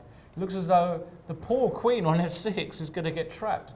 After e5, d takes e5, knight c to e4. That looks like a trappy trap. How do you trap it? Queen f5, now you've got f takes e5 and Nowhere to go. nowhere to go for the dame. I'm a bit slow. Let's figure out it really has no squares. Can't go here, here, here. F-file. The rook is Again kind with of the active. arrows, yeah. Yeah, that's what I do. I must feel needed on this show, so I do my little arrows in all kinds of colors. But yeah, queen is trapped. E5 is a winning move here, which he will most likely spot. Tkachiev, very, very experienced player, originally from Kazakhstan, but has been Yes. in France and playing for France forever. For a long, long time. Brief note to the producer, our screen is about to shut itself off, so maybe we can do something Wow. about that. We have That 3 one- minutes. We're We have 3 minutes. we're not sitting in the dark. What about the... I think we can't hold Einar off any longer. We gotta visit the Norwegians for a second, right? Let's go back to Norway very, very quickly then. Let's go to Mr. Agdestein. He is playing against Al-Qudaimi Bashir. When we've got, let's get a close-up actually of the video feed there. Lovely little video we've got going, and we can see Seaman with white. Well, What are the times like? times are... Let's check. And actually, for all of you, just in the meanwhile, who are on the Chess24 page, on the broadcast page, you can check the times. There are a number of features. You can see the whole list of games when you click on the live button. And when you click on an individual game, the board opens. You have the clock times there. You can also see the move times just where their names are put. So we can see Seaman Agdestein is spending just over 2 minutes on his move. You can see the computer evaluation below, and You can make your own moves, which You is can pretty make your cool. own You want to moves. try out G3 in this position, which looks like a good move. Type it in there. You will even get a computer evaluation if you want it, else feel free to switch it off. So there's all kinds of stuff to be done. Also, we have to point out, in case you are getting bored of us, which we would understand, there is a broadcast in Spanish and in Russian going on at the same time. So choose one of these little other flags if you're capable of speaking Russian or Spanish, and check out what those guys have to say. it's not It's going gonna to be be boring, like It's going to be Sunday. boring, but apart from that, yeah, check them out. You haven't got the likes of Einar Gausel in the studio. So what's going on in this game? Einar, talk about it. What do you think is happening? Well, Seaman just played h3. We were He played h3. leaning towards g3. Oh my goodness. f4 was not a very natural move. Oh, he wants to follow up with f4, I think is his Yeah. idea. Well, Black doesn't want to. Well, he has to. He has to take on f3 if he's not just going to give up that pawn. If he takes on f3. And then it's all white in the center, and Queen he's, takes. yeah, his only problem is activating bishop c1, but he can do that by expanding his center. I love White's position. Yeah. 2 bishops, the center, just push the pawns, and I think it plays itself. That being said, Seaman has a tendency to get into time trouble, even in positions where it seems obvious that he can just play without thinking. We just check the clocks. If they're correct, it's 23 minutes for Seaman, Yeah. 24 for his opponent, so no And immediate they're on reason to panic. move 15 only? 15, yeah. Yeah. Nah, in Seaman we trust. In Seaman we trust. He Seaman. said himself that his games are usually balanced and exciting, or always competitive no matter who he plays. Right. So if he's playing a 2300 or a 2700. No, absolutely. He maintains the intensity. Yeah. Let's shoot over to board 2. Let's look at Jon Ludvig Hammer, one of the seconds of the world champion, who has also drastically improved over the past few years. And this is a position at the moment. He is black, but you know what? I think Abdu Al-Badani is giving him a good game here. He's getting a run for his Love money. Queen D6. I think that's a great move. I think it's the only move because the knight was trapped, if I'm not mistaken. If we shoot back one move to 17 Rook B8, what's going on? I think Queen D6 is the only move. Because if you go Knight D6, that knight is just trapped on D6. And any move, yeah, Knight B6, threatening Rook FD8. And you can't move the knight. Right. Poor horsey. How do you say knight in Norwegian? Springer. Springer, like the Or German. in German, Springer. Yeah. That's right. Springer. Norwegian is very similar to German. It just sounds much nicer. just sounds like better, German yeah. sounds. Norwegian sounds like they're singing cheerful, happy people all the time. We usually are. So if he Queen trades now, the D6. knight's still trapped, but he's got a problem with the a-pawn, huh? Yeah, you can't. You move it, the knight's coming out. You've also got C4. White has this resource Yeah. if he needs it. I don't think he's gonna trade. I think he's gonna take on B7 and go for the attack. White has to go Queen takes C6 to restore the balance. And now Rook F to B8, trying to go after this guy. Could go B3, but then, I don't know, Queen A3 check. Looks a bit scary, doesn't it? King B1. How do we get that knight to join the A5. attack, though? Is that going in via B6? Might be, yeah. No, I Could like have black's chances here. But, you know. And white is doing not a whole lot. Well, you've always got Rook H3 at the end. So let's say I go H5, A4, and I just put my Rook on H3. Are you getting in? Are you mating me here? I don't think you're mating me. Maybe I'm not. And I'm threatening G6 is a very important resource here. Yes, yes. So the question threatening is, to blow should open. we stop that with the knight or with a pawn? I don't think you can. I don't think you can play G6 yourself. I think Oh, that looks like that's that's asking for suicide. it. That's No, asking that's for it. suicide. Yeah, but knight F8. Knight F8 looks very passive to me, Einar. I think we can agree at least that Hammer has a fight at his hands and he chose differently. He chose to go for the ending. Did say And he is going after that knight. He took on D6, knight takes and went rook to B6, planning a sneaky discovered attack, moving his knight really anywhere. But white does have the move C4, which I think he will need I to think you play have to play it. to defend that. And hey, look, if C5 gets played, Jan, suddenly, I don't know who I'd prefer to be here because, well, let's say you have to take, let's say you play knight takes D4 Yeah, is that here. legal? Yeah, knight takes D4, uncovering the attack on the knight. But after rook takes D4, rook takes D6, we can exchange those pawns in the middle. White is totally fine here. White is Probably slightly probably even better. So Jon Ludvig Hammer is really not in the driving seat in this game. And he did play C4. So Abdu Al-Badani, 21-8 rated, but FIDE master, you know, And Hammer's rating is 26. 28. 30, 28. Yeah, so it's a 500 Sizable point. gap, yeah. It's a sizable gap, but these guys can play. So very interesting. Well, that's the thing. In the old days when you were playing, well, not obscure teams, but teams that weren't in the top 30 or 40, you could often just show up and just win instantly. Yeah. It's not like that It's anymore. not like that. Everybody knows how to play. Yeah, absolutely. Let's. I blame the internet for everything, I but blame mainly for chess the based on the chess internet, improvement. yeah. Why don't we go to another board now? One game that really spiked my interest was the game on board 1 between Algeria and Hungary. The reason this is because this is one of only 2 games this round where 2 grandmasters are actually facing off in the first round. We'll go there in a second. I gotta stay with Hammer for Oh my goodness. one more move. He went knight to developing. B4, allowing C5. What? That's a bit surprising, isn't it? That's just so. Is there logical some to play. tactic that justifies this? No, you just take on A2, but you can just go Take king here. C2, right? His point is after king b1, he has knight c3 Right. check. Got that one.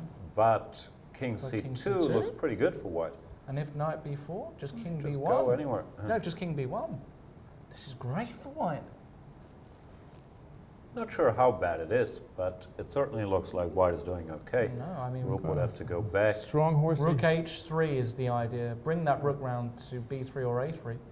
No, that knight on d6 is now causing problems. No, this is much better for white. Could be. Hammer in trouble. Well, should white stop black from freeing himself with e5 at some point? I'm not sure if you should Yeah, but maybe you know- go f4. I'm not- Yeah, but for example, if e5 here, let's put it on the board, does that I run don't into... think black is ready for action. Like white is better coordinated. Like rook c1. Well, that was very pushing that calm. guy. Yeah, that's a very calm reaction. Oof. No, I'm not a fan of his position at all. I'm really not. And knight Yeah. b4.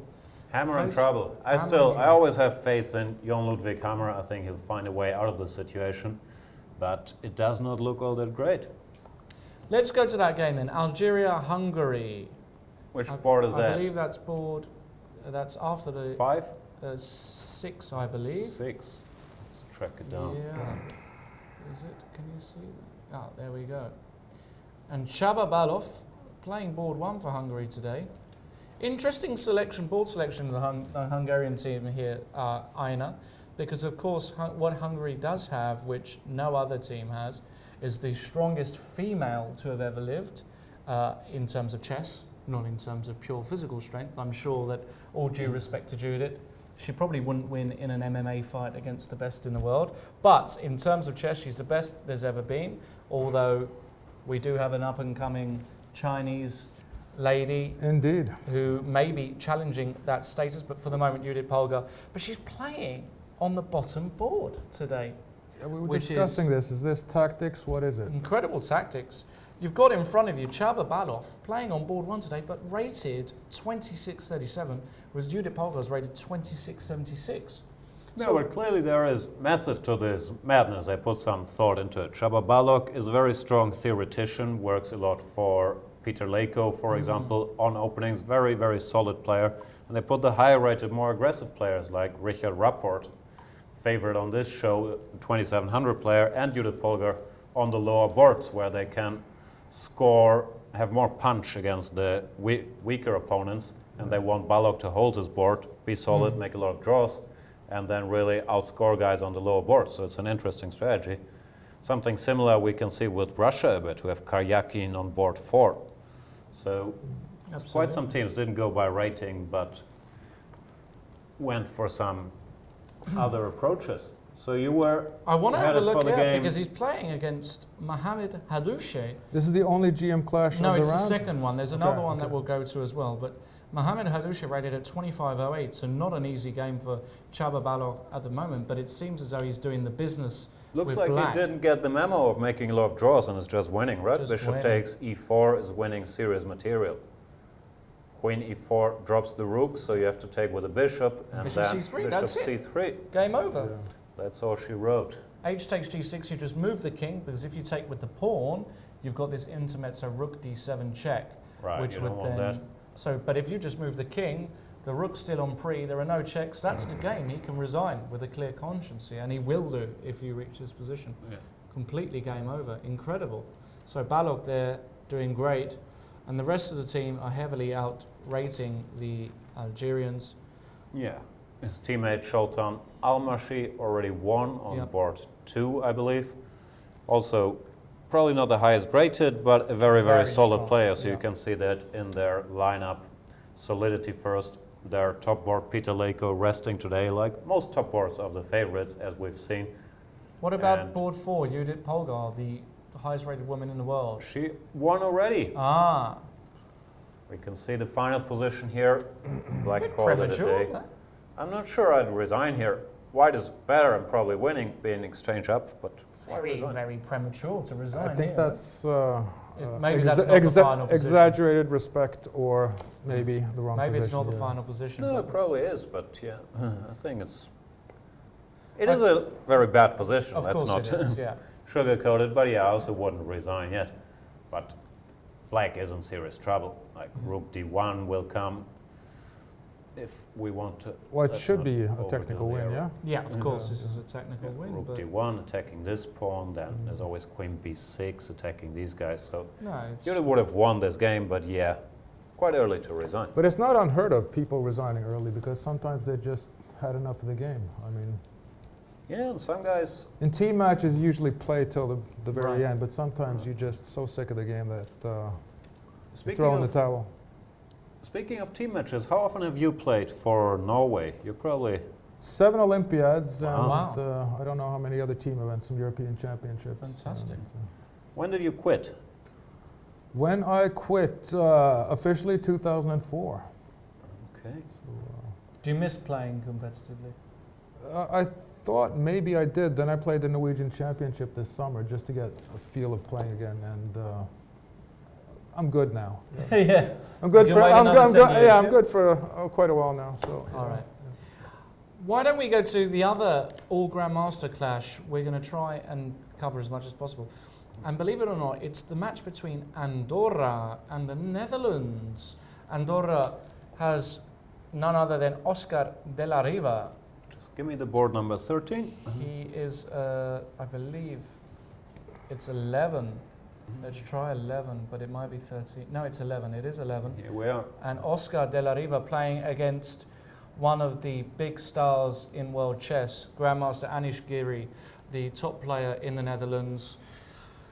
He overtook Luc van Vele, who was at the top for many a year, and is now at the fantastic rating of 27.45, playing against Oscar de la Riva, and looks as though he's also doing the business. Jan. What can I say? I like my 2 bishops we can see here with Anish. All his pieces are extremely active. The bishop pair is really depriving even the white king of air. He has the open file, and it seems like white is defenseless already. This knight is under attack. I don't see what he can do. And he's a pawn up. And he's a pawn up. Yeah.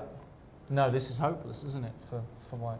This Let's is make some moves. Ah, no, he just resigned actually. He just- We Well, just yeah, arrived well, in it's- time yeah. for the end. Queen That- takes d3, That's not surprising. You can't even defend. rook d3, and it is very, very unpleasant. The king is just trapped for good. Yeah. That's fighting. Not Well, sure. there's no hurry. Black can just consolidate Yeah. the pawns and start picking off the weak white pawns. Yeah. No, that's totally. Ooh.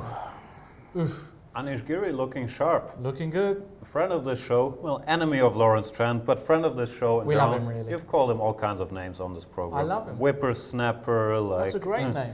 pretentious. I didn't call him pretentious. I called one of his games pretentious. Totally different. All right, all right. Would you agree with that? With Anish not being pretentious. Yeah. He's a little. Nah. Nah, he's not. He's a great guy. The other games in that match, well, we already had a decision on board 4, decisive result, and the Netherlands took the 4th board there. Robin van Kampen, another Chess 24 contributor, got some great series on the King's Indian. He beat Ribera Bazan Jose. So looks as though the Netherlands are heading towards a 4-0 win. All the favorites are cruising. It's very unlikely that we'll see upsets in whole matches today. The rating differences are just too big. For those of you who just joined, this is a Swiss system, which means the first half of the field plays against the second half in the first round. So you have every one of the favorites facing a team from the second half, which in practice means rating differences around 500 points. So don't expect too many upsets, but we'll certainly keep an eye on them and let you know if they happen, or let us know if they happen. When they happen, they always happen. They do happen. They Well, do. I'm sure we'll get one. Please tweet us. Remember, ladies and gentlemen, we want to hear from you. We love to be interactive with our audience. We know we're getting absolutely tons of tweets come through. We can't look at everyone, but hashtag C24 live to send your tweets. We're going to try and pick out some of the best ones to discuss on the show, but for the moment, just bear in mind that we've got tons of them coming through, but it's great. All We right. have some Indian fans complaining Yes. about the absence of Vishy Anand, Yes. which could be the most high-profile player missing this event, think right? so, We have yeah. pretty much everybody here. Vishy Anand, the challenger for Magnus Carlsen at the next World Championship match, and of course the former world champion for many a year, is not playing for India. He hasn't played many Olympiads, as far as I know. I understand. Last He time, doesn't play very often, though. No. I don't know if he played in Turin 2006. That might have been the last time I saw him in action. I'm not sure. I think that's the last one he played, and he did terribly, which might be a reason why he hasn't come back. If I recall correctly, he lost around 20 rating points there, lost in the last round to Canadian Pascal Charbonneau. Maybe he's had enough of Olympiads ever since. But I'm not quite sure. The Indians, some other players are missing. Hari Krishna, I believe they didn't come with their strongest team. We're not sure.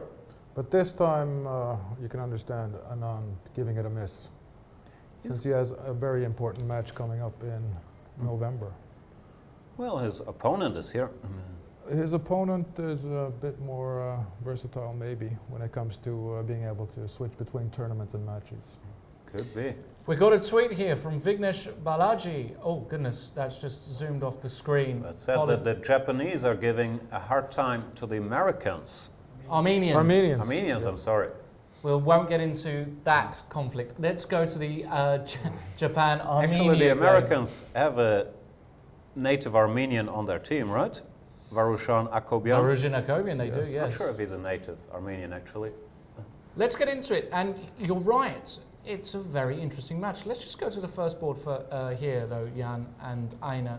Sargsyan against Rosoku Nanju. Again, excuse me for the pronunciation.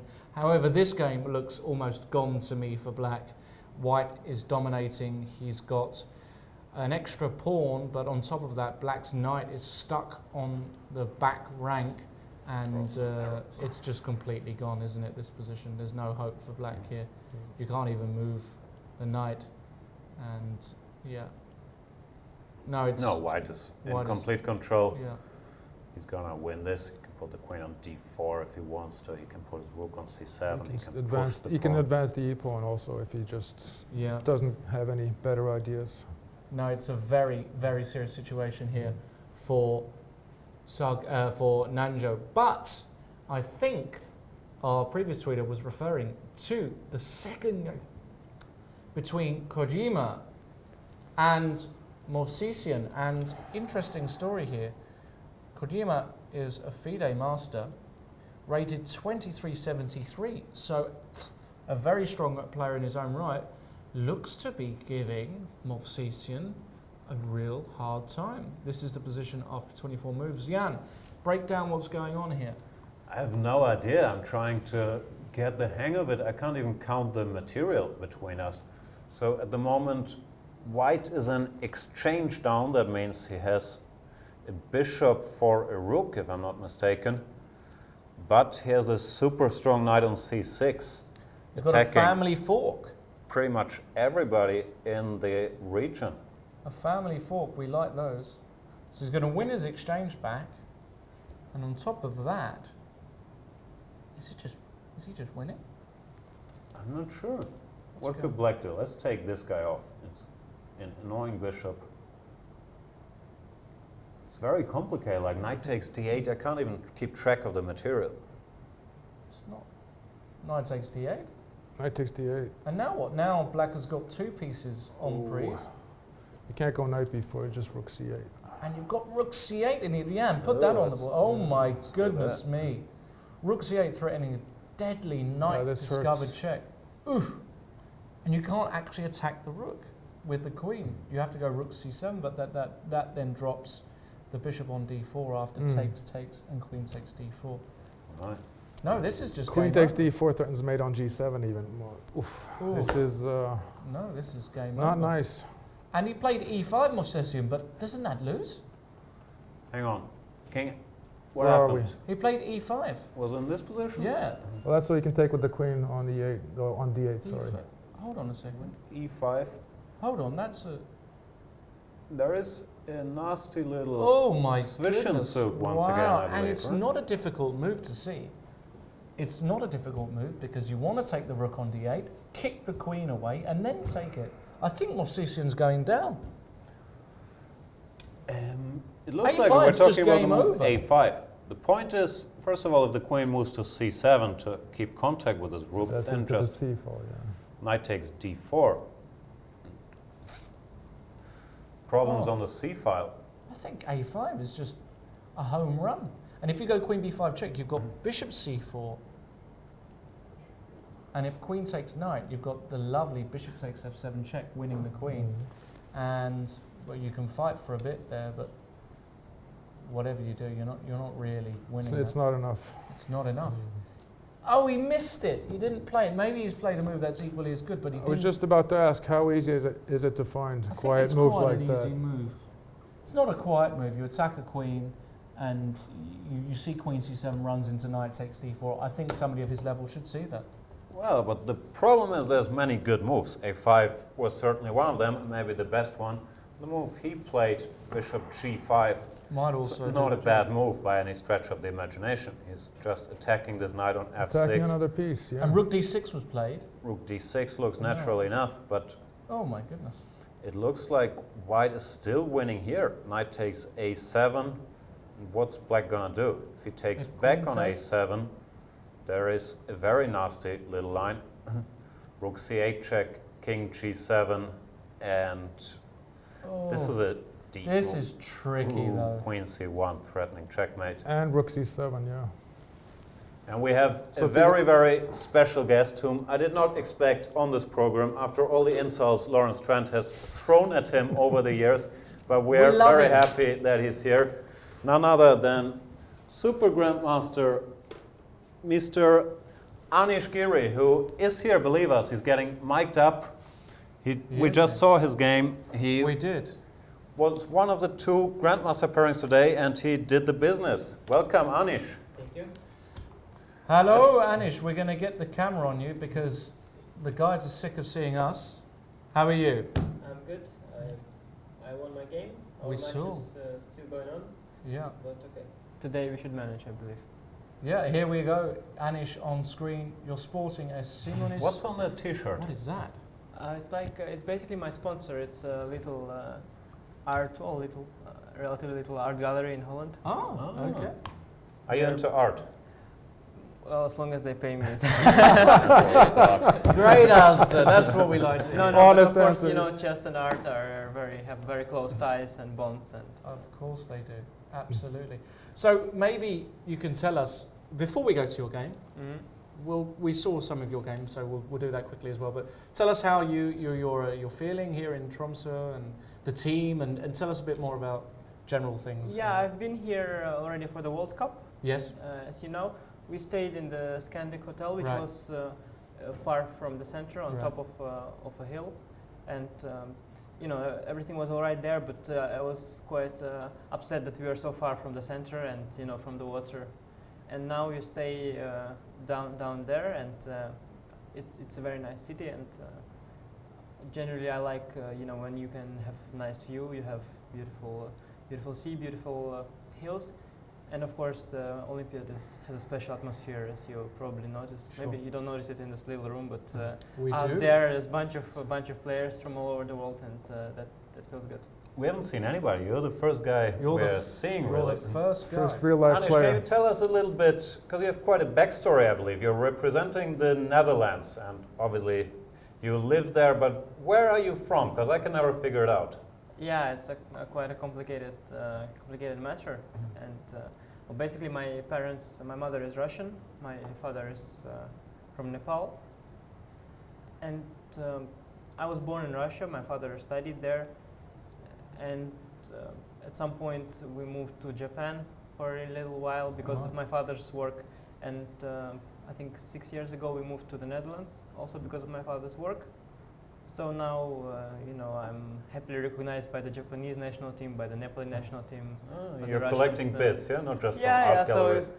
So whoever of my team wins makes me feel happy. But Do you speak Japanese? I used to. I lived there in total for about 3 years, and then as a kid you pick up the language, and the language itself is not so difficult. It's just the writing which is complicated. In fact, the language is reasonably easy, so I managed to learn that. But without speaking it for so long, I mean, now I recognize the Japanese speech, but to understand everything is too much. Hi. Yeah. Maybe we Speaking can. of the Japanese, sorry to Yeah. interrupt, we gotta go to this game for 1 Unbelievable. second. Russia, yeah. Because Kojima, Isn't they're playing Armenia, he's completely giving... winning? Is Well, this he the takes position? d5 and resigns. Queen g5, mate. He's, threat. He's Yeah. completely winning. Yeah, He looks takes d5 is end of game. Oh, but this guy, he is very dangerous, Kojima Shinya. He's I think he's the only chess professional in Japan. Right. And he has a blog of his own, and he regularly travels around the world, plays open tournaments. So he is the No, he's a most good dangerous player. guy. Yeah. Looks like he's winning, He's right? just totally Queen winning. g5, threatening mate, and a you rook little cheaters, takes. you have some engine Queen also down there. c6. Yeah, but okay, Queen Don't tell c6. anybody. That's why your suggestions are always so good at the broadcast. He's also a very strong Why is grandmaster. Jan so strong suddenly? No, you know what this guy does? He looks at the engine, makes one move, then switches it off, and doesn't mean your move. Then make a move, he switches back on. It's not true, ladies and gentlemen. Not true at all. He played bishop g5. But the thing is that it's not like it's difficult. The thing is that it's winning probably anyhow, right? This wins the rook. At Queen g5 probably gives Bishop mate. g5 is clever. He's getting to the time control, right? Or is king f5 a problem?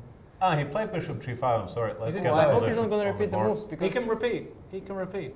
I hope he's not going to repeat because Well, no, he's not going to repeat Well, all the moves. He's just going to get one you move never closer. know because okay, king e6, rook e8 is just mate immediately.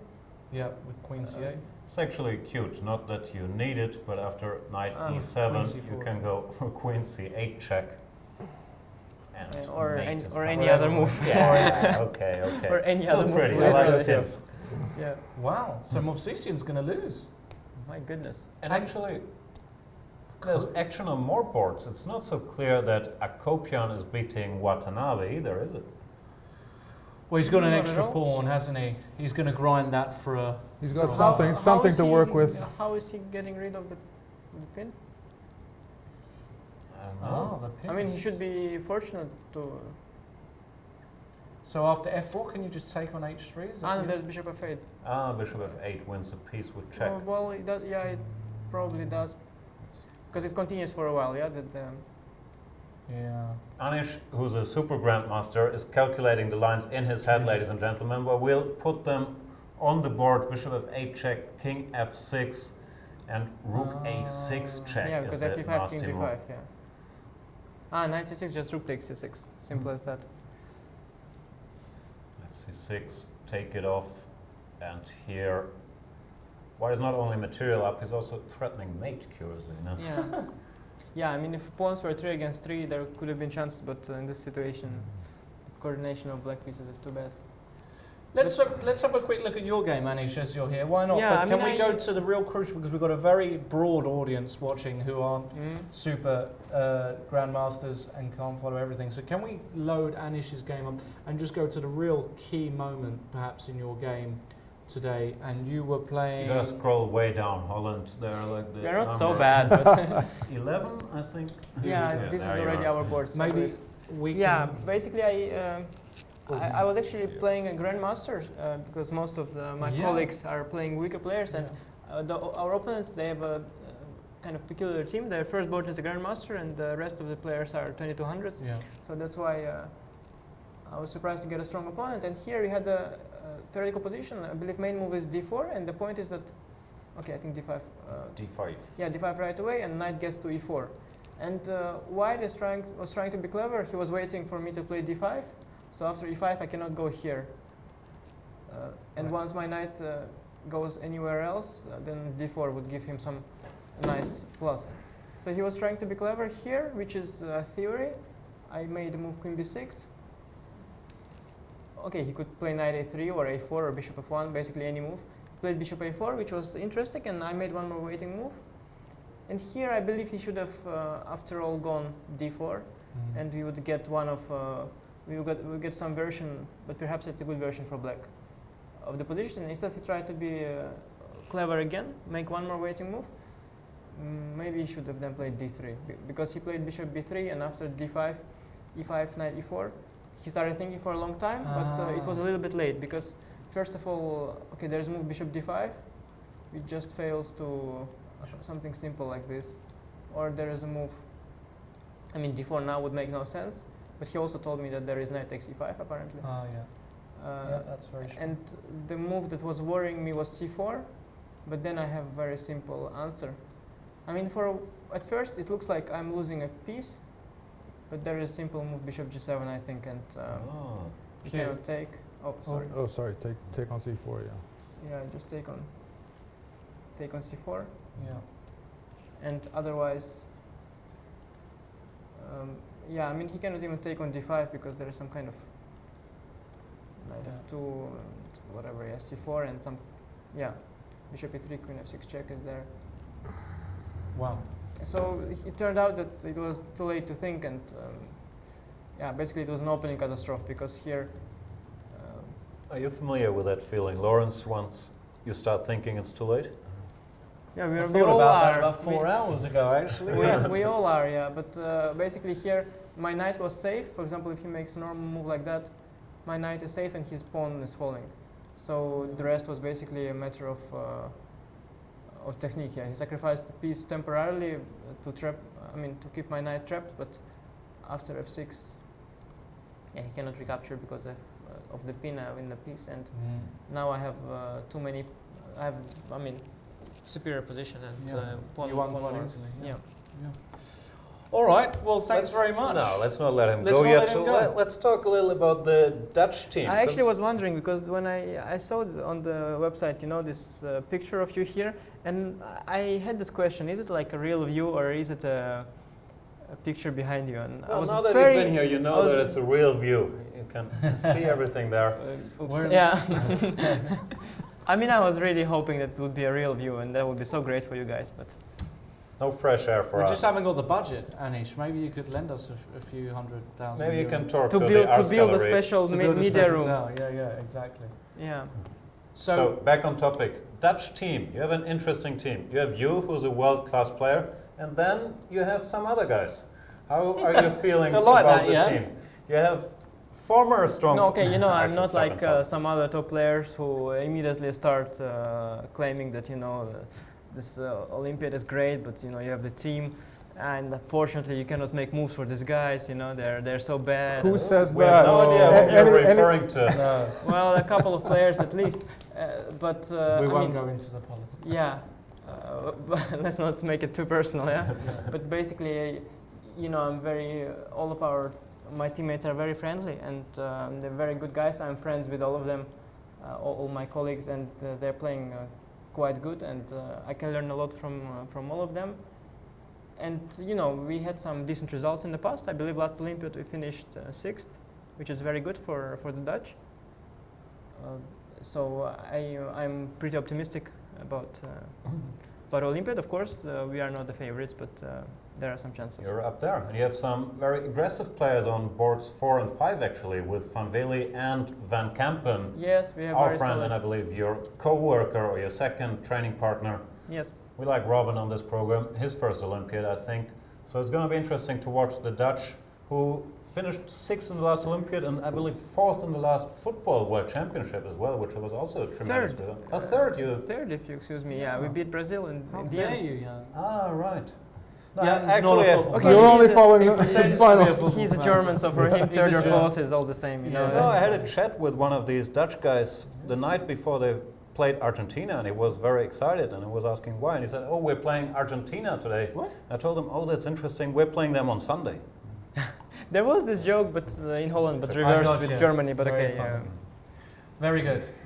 All right, Anish, look, we will let you go because you've got lots to do and rest for tomorrow and so on. But thank you very much for joining Yes, us. thank you for Great to inviting me see you. here. And come back if you can, if you have another nice win. Yeah, if you ask in me, the I'll next come few back. hours. Of course. See you. We'll Thanks ask very you. much, Thanks Anish. a lot. Thank you. All right, Anish Giri there. A legend in his own right already. 27.45. How old is Anish, by the way? He's very young. He's still, a right? young 20? guy. How old are you? He's 20. That's sick. And how old is Robin? 19, I think, or 20. I think 19 and a half, yeah, so it's quite sickening. In a good Amazing, way. right? That's 2750 one way were of you putting it. 20? Sickening. Oh, I'll take 2 and E750. How about this? How about we take a break? Because we've been on Let's do for a while. But we are going to be back with further coverage of today's round. Still a lot of games ongoing, a lot of action to tell and bring you guys. And we'll be right back in just a few minutes. Don't go anywhere.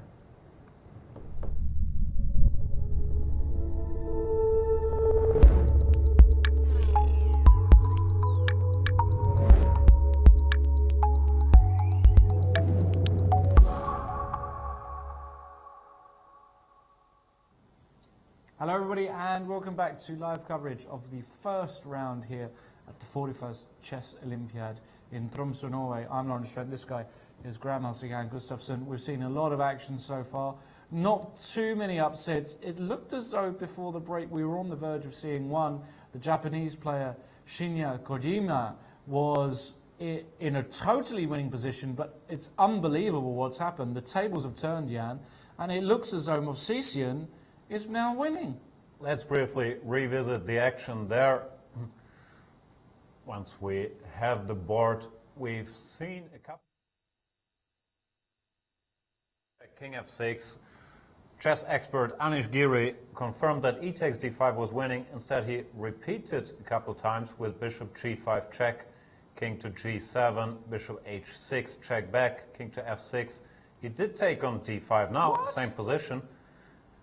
Movsesian went for the desperate king to f5, which actually allowed a mate in 4 moves, believe it or not, which was missed by the Japanese. Starting with the move g4 check. If you take this pawn off, there is queen to g5 check. Wherever the king goes, let's say h3, queen g3 will be checkmate. After g4, the alternative is king to e4, but there's also a pretty straightforward mate. The nicest move here to make is the move king to e2, cutting off Nice. the escape squares from the king and threatening just too many things. f3 followed by queen c4. It's just mate.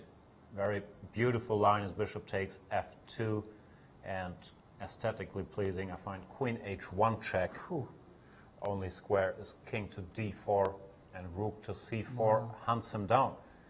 Easier said than done or played over the board, but there was his mate in 4. So he played f3, which still looks totally winning, cutting off this king from all the good squares to go. Rook takes d5. And here he shouldn't have cashed in. He should have played one more quiet move. Rook to c6. Once again, cutting off the king. And now it's really totally over. It's mate. Next move pretty much with g4. Yeah. So amazing escape by Movsesian. Queen g5 check was played. Maybe still winning, but now the king has some breathing room. King e6.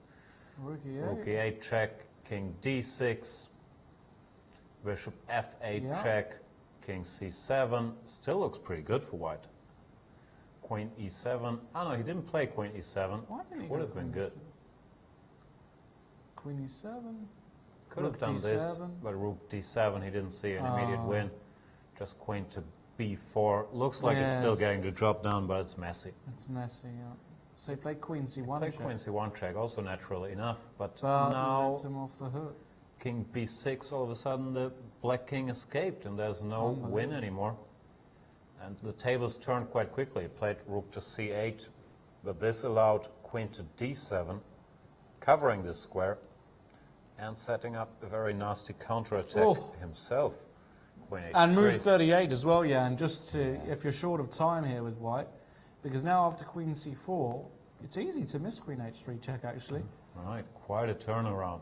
Queen h3, king e2, queen g2, and it's game over. Now black is calling the shots, and Movsesian is not going to let this second chance he got go. Once again, after 34 rook c6, it's mate. It's just mate. g4, checkmate. Nothing to do about it. You can play e4, that runs into queen f4 or queen g5 mate. So that was a huge chance at an upset. And not only that game, all the games are fiercely competitive in this match. Japan might really make some noise here, because we've seen this earlier. Averbuch was putting a lot of pressure on Kotanyan. Looks like now Kotanyan survived and is kind of back in the driver's seat, doesn't it? There's this nice passed pawn on a3, which he can just defend with bishop f8. And yeah, black is doing all right here. Looks like Armenia is gonna get away with a scare and will win the match. They did win on board 1. Sargsyan won, and Akopian is also better against Watanabe. But quite some drama in this one. Yeah, absolutely. So unlucky there for Japan. Doesn't look like they're actually going to win a game in that match. Looking at the state of the other boards, So far, if we look at the top boards in the Russia-Jordan match, they are winning 3-0. Right. Ukraine are 2-0 ahead. Still in the France game, they are 3-0 ahead with Fressinet totally winning. The Norway team, have we got results from the Norway first Looks team? like all the games are still in play, if we're not mistaken. Norway having to work extra hours. Let's briefly go there. Yeah. Let's see the game of Jon Ludvig Hammer. While on the camera we see Simon Achterstein on board 1. Looks like this is over. He's signaling something with his hand. Did he just win the game? Let's see what happened there. Oh, It looks like he won. Looked This like- is the position. Rook H4, Queen E2 was played, and then Rook takes F7. Beautiful, Seaman, lovely, great little move. Rook takes F7 check with force mate. Checkmate is coming. Rook takes Queen G6. King to H8. Rook takes H6. Winning. And this is it. So Simon winning. Achterstein Yeah. scores the first point for Norway, which I'm sure is going to make many people happy in Tromsø, Norway, where we are. We see the crew is celebrating over there already. Everybody's excited. I'm not sure how easy Jon Ludvig Hammer is going to have. No, not at all. Looks like White is doing all right to me. He was in a bit of trouble before Jon Ludvig, but in this particular position, I think you can just protect that pawn with Rook D5. And you want a pair of rooks off the board because then, well, Black can never really win with the active king. You can't even get, I mean, Rook takes C5, Rook takes C5, Rook takes C5, and here any move, Rook B1, Rook A1, whatever you want to do. And just equal, it's right? just an equal position. 3 against 3. This looks like it's headed for a draw, which would be a bit of an upset. Huge upset, actually, for Jon Ludvig not to win this with Another Black. guy who looked like he's under attack, but he might just be winning now, is Leif Arlen Johannesson, playing on board 3 today. But yeah, he is winning. He fought off the Black attack, and Black, I think, is losing this knight on B3. Yeah, Queen B5, Yeah, Rook and he B5. just resigned. That's the Yeah. second full point for Norway, up 2-0. Things are looking good. Let's check in with the last board, Kjetil André Lee. He's in some trouble. Oh my goodness, is Kjetil in a lot of trouble here? Not sure how much, but White can just take on G6, and let me count the pawns. Is he pawn down? 1, 2, 3, 4, 5. No. He's not a pawn down, but his pawns are all dropping. Yeah. C4 is weak, A5 is weak, his king is a little weakened. Let's say F takes G6. White could take a pawn on A5, but he could also go for the attack with a move like Queen G4, threatening knight F5 check. Oh, this is gone. This is Kjetil in some completely gone. trouble. No, Kjetil's in big trouble, and Norway, if the results go as they should, will only win by 2.5. 2.5 to 1.5, which is not good for their overall score. Remember, every game point does count in an event of a tie. Right. But it's you'll not take the end of the the win. world, Yeah. because the first way of keeping score is the match points, which Right. means if Norway wins even 2.5, they win the match and get 2 match points. But of course, you want to collect as many individual points as possible to break the tie at the end of the tournament. No, And also to just get rolling in the tournament, really. Right. Pick up some confidence. Wouldn't be good for Kjetil if he lost today, being the reserve guy. Because playing at home, we've talked about this before, I believe there's a home disadvantage in chess. It's not like in football where it helps you that the crowd is cheering for you. In chess, playing at home mainly means there is more expectations, more people who want to talk to you, more media obligations for the Norwegians here, a lot of distractions. Of course, it's good that people are rooting for them, but I'm not sure the added pressure is worth it. So it could really go both ways. And of course, the locals, they're very much hoping that it goes the good way and the support will be an advantage for them. But there is a flip side to it as well. Absolutely. We've seen in some recent World Championship matches, Vishy Anand, not saying he would have won if it had been somewhere else, but playing in India, I think didn't help him, and there were some other situations like that.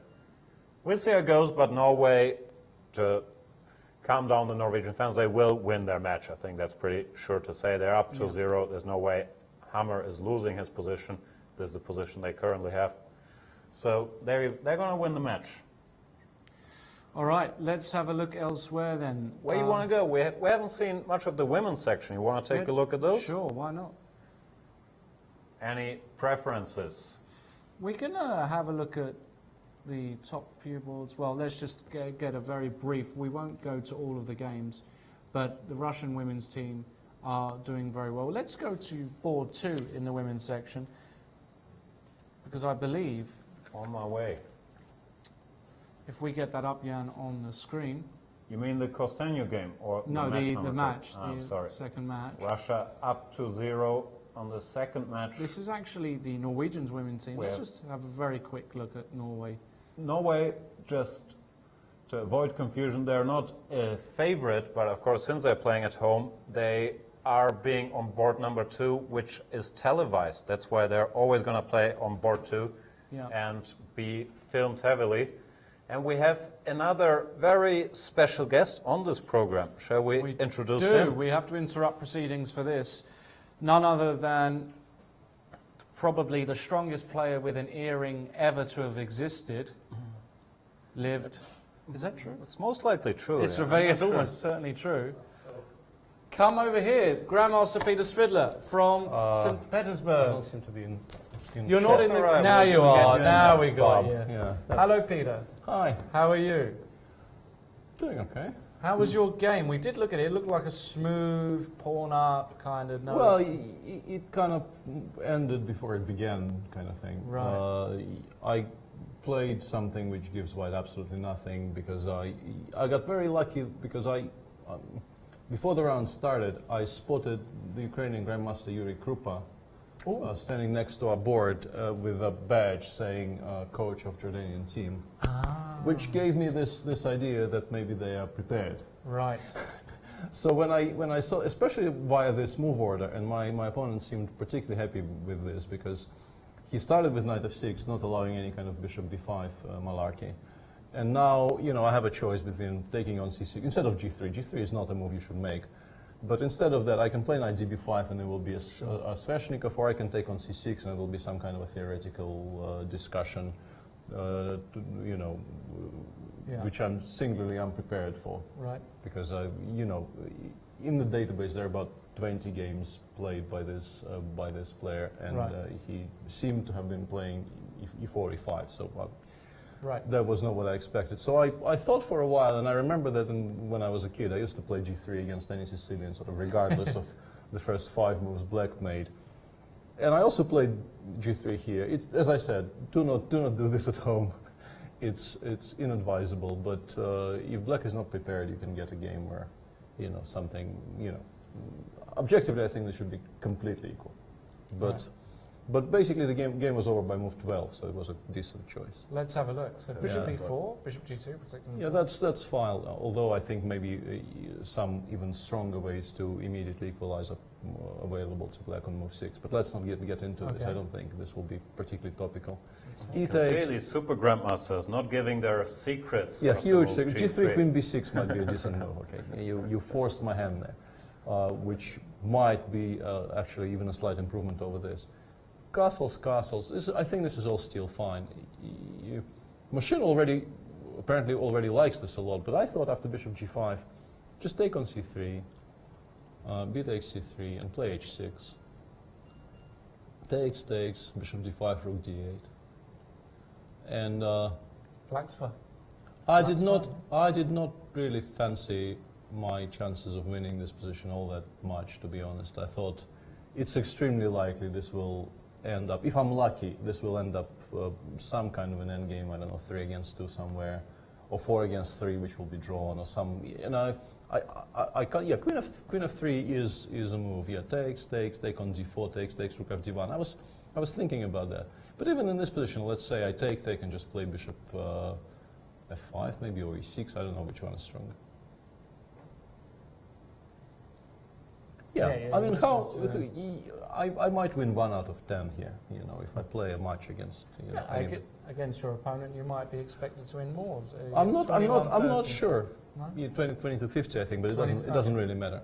The point is, maybe not. the point is, I didn't really fancy taking the entire board off and hoping Sure. to win some kind of an endgame like this, and it seems like the machine even agrees. So, but I was, it was a kind of a bluff here because if he does that, I have some other options. I can, instead of bishop takes d5 in this position, I can play rook b1, for instance, which is surprisingly even the first line. And he can't simplify just now because I think the d5 pawn might fall. So I'm keeping my options open. I'm keeping some pretense of pressure, and just game continues. But instead he went bishop e7, which was my hope. I went rook e1, setting a little trap, and after h6, I have this not particularly difficult but a rather nice shot. Knight Very takes nice d5. shot. Yeah, very nice. And the game more or less finishes because he has to do what he did. Take on hg, knight c6 is even worse. Catastrophe. Yeah, this is even worse. And after knight g5, basically the following absolutely forced sequence of trades, ends up with me being a pawn up and better structure, and black still has weaknesses. I mean, we could discuss what went on after, but it really isn't very necessary. Okay. So, reasonably smooth, but first rounds are not really supposed to trouble you. be extremely. Although they sometimes are. Yeah. And also, I think they at some point the pairings was in quarters. Like the first quarter was playing the second quarter. Right, I The think third quarter- they changed that. They changed Yeah, and now we're years playing ago. the second half, and this, of course, makes a huge difference. Because I think we started some Olympiad by playing Switzerland, which is a bit different. That's very. No disrespect to the Jordanian team, but No, the sure. Swiss team is a bit different. Of course it is. And we see that the rest of your teammates have done the business well. Sasha. Yeah, we were 3-0 up when I left, and it seems like Sergei managed to swindle his opponent finally somewhere in the time trial. Yeah, in fact, that's a bit before the time trouble. We'll try and get the board back, but it looks as though when I looked at here we go. This is here the we current go. position. No, that's a technically. Yeah, that's gone. That's gone. That's gone. I don't know where the pawn has disappeared to. To be honest, it's. Yeah. He after move 37, in this position he after queen e4 he could have gone, I think, maybe knight e3, and it's not really that bad because queen b1, queen d1, I guess. That probably is the point. Instead of which he went knight b2, which is a bit of a mistake. And I was discussing this with a friend outside while I was waiting to get in here, and You're welcome anytime. You don't have to wait. I was saying that basically, if there's anyone in the world who is favored to win this position, it's Sergei. He's extremely good in technical positions like this. So. There we see him on the screen. Looks confident, just got up, wearing the Russian team T-shirt. You're not wearing one of those? Or? That's not a Russian team T-shirt. Ah, okay. You are wearing a rather dapper. I would like to sort of state on the record that this is not an official Russian team T-shirt. Right. You are wearing a very nice blazer, though. I did comment on that. I We like. spent the first 10 minutes of the show talking about your blazer. It's true. Really. As one does. All right. Well, So tell us a bit about the Russian team lineup. There's been a lot of discussion. Finally, Vladimir Kramnik, former world champion, on board 1. And for me, more surprisingly, Sergei Karyakin on board 4. I'm just really not even going to get into this. Okay, fair enough. Basically, it's, pretty much everybody in this team wants to play as high up as possible. Right. So some kind of a decision had to be made, and this is what they ended up with. And this is what the it line. is what it yeah, is. it is what it is. and how are you finding? This is obviously your second time to Tromsø after last year, Peter. But how are you finding things? Feels like there's more atmosphere this year, doesn't it? I'm enjoying it. Inside it's fine. Queuing up for 40 minutes before the round was... Was it as long? Wow. Although, I've had a number of very pleasant conversations, and it's quite obvious that, we weren't going to get forfeited for it, so it's not that huge of a deal, but hopefully it will improve as the tournament progresses, because, the organizers will know what to expect. But apart from that, I mean, the playing hall is fine. Yep. There's plenty of room. There are, very high ceilings, which means that you don't really run out of oxygen by hour 4, which is a critical It's thing. a plus. Yeah, it's an obvious thing to compliment on. And generally, it seems that apart from the fact that quite a lot of people are trying to get through a reasonably narrow entrance, which leads to bottlenecks and things. But I'm sure this will get solved somehow. So. Okie dokie. Well, look, thanks for joining us, albeit very briefly. Perhaps you can come back, certainly when things start to get a bit more spicy, as per our Thai meal the other day, and you can come and break down the action for us again. Well, we'll see how that goes. We'll see how that goes. All right.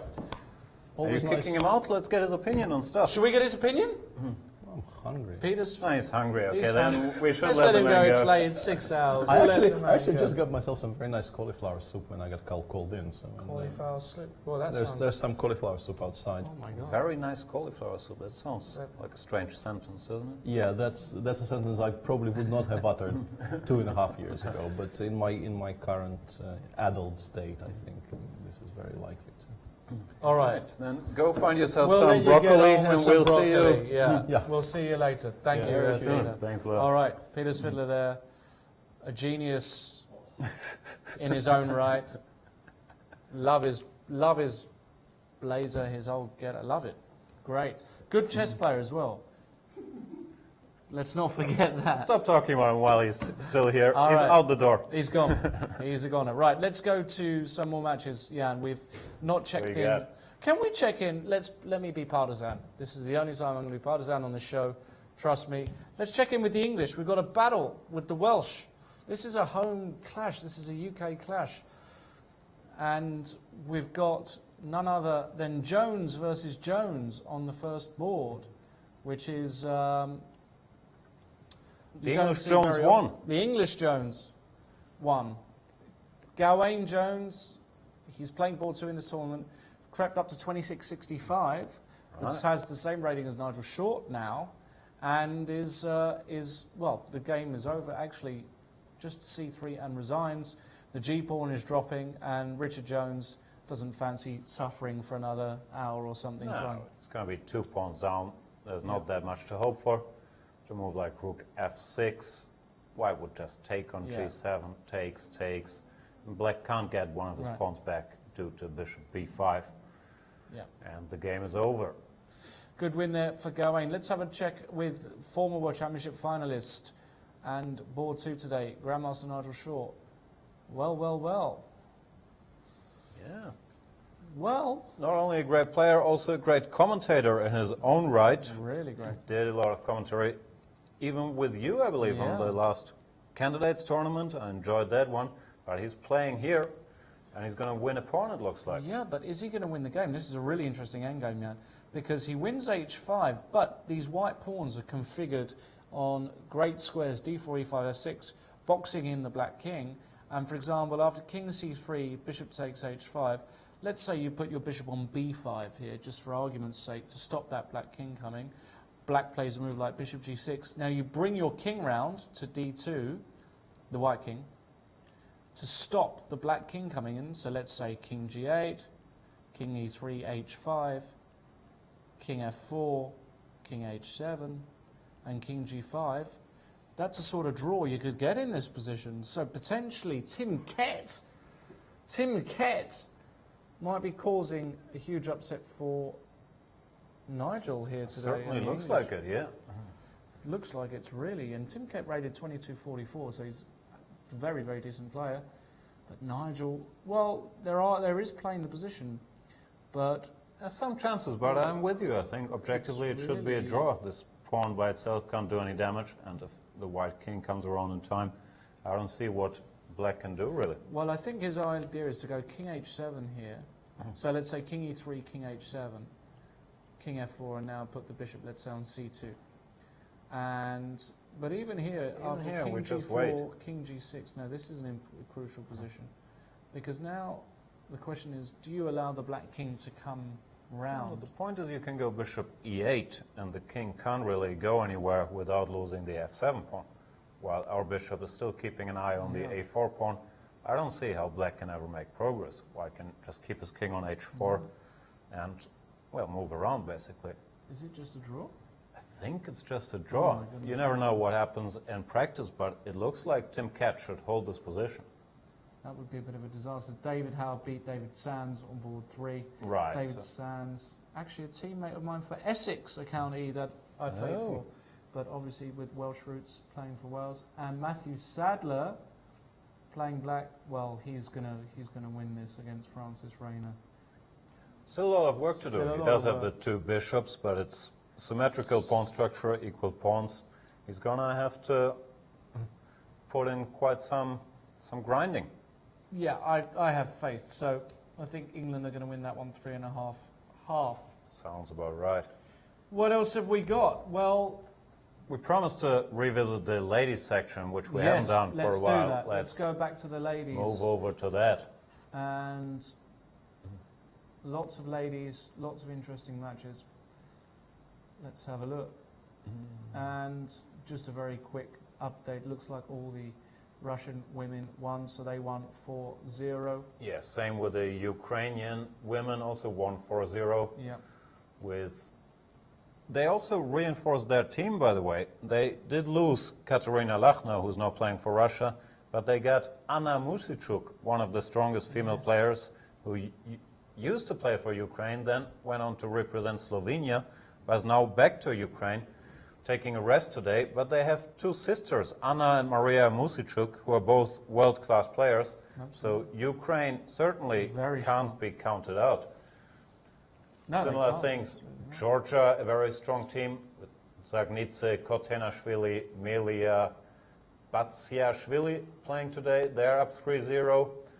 And the Chinese, there was this confusion about the boards earlier, but I think they're also winning their match, if that's been cleared up. Can't find it because they're playing against the IBCA on their special board, which is, where is it? I'll stick with it and Yeah. try to find it. Well, I think they did win that one. And also a very interesting team is the Indian women's team, who have also won, I believe, 4-0 today. And they are... they don't have their top player in Humphrey Humpy Canaro, Canaro. isn't it? No, Humpy is not here, but they do have the likes of Sakdev and Dronica and various other very strong, and Gomez, and very, very strong players. So India have got an outside chance as well, in my opinion. And yeah, so it's a very tight section, the women's section. But in recent history, the Russians have really run away with things, winning the last 2 Olympiads. Georgia won in 2008 and Ukraine won in 2006 in Turin. Right.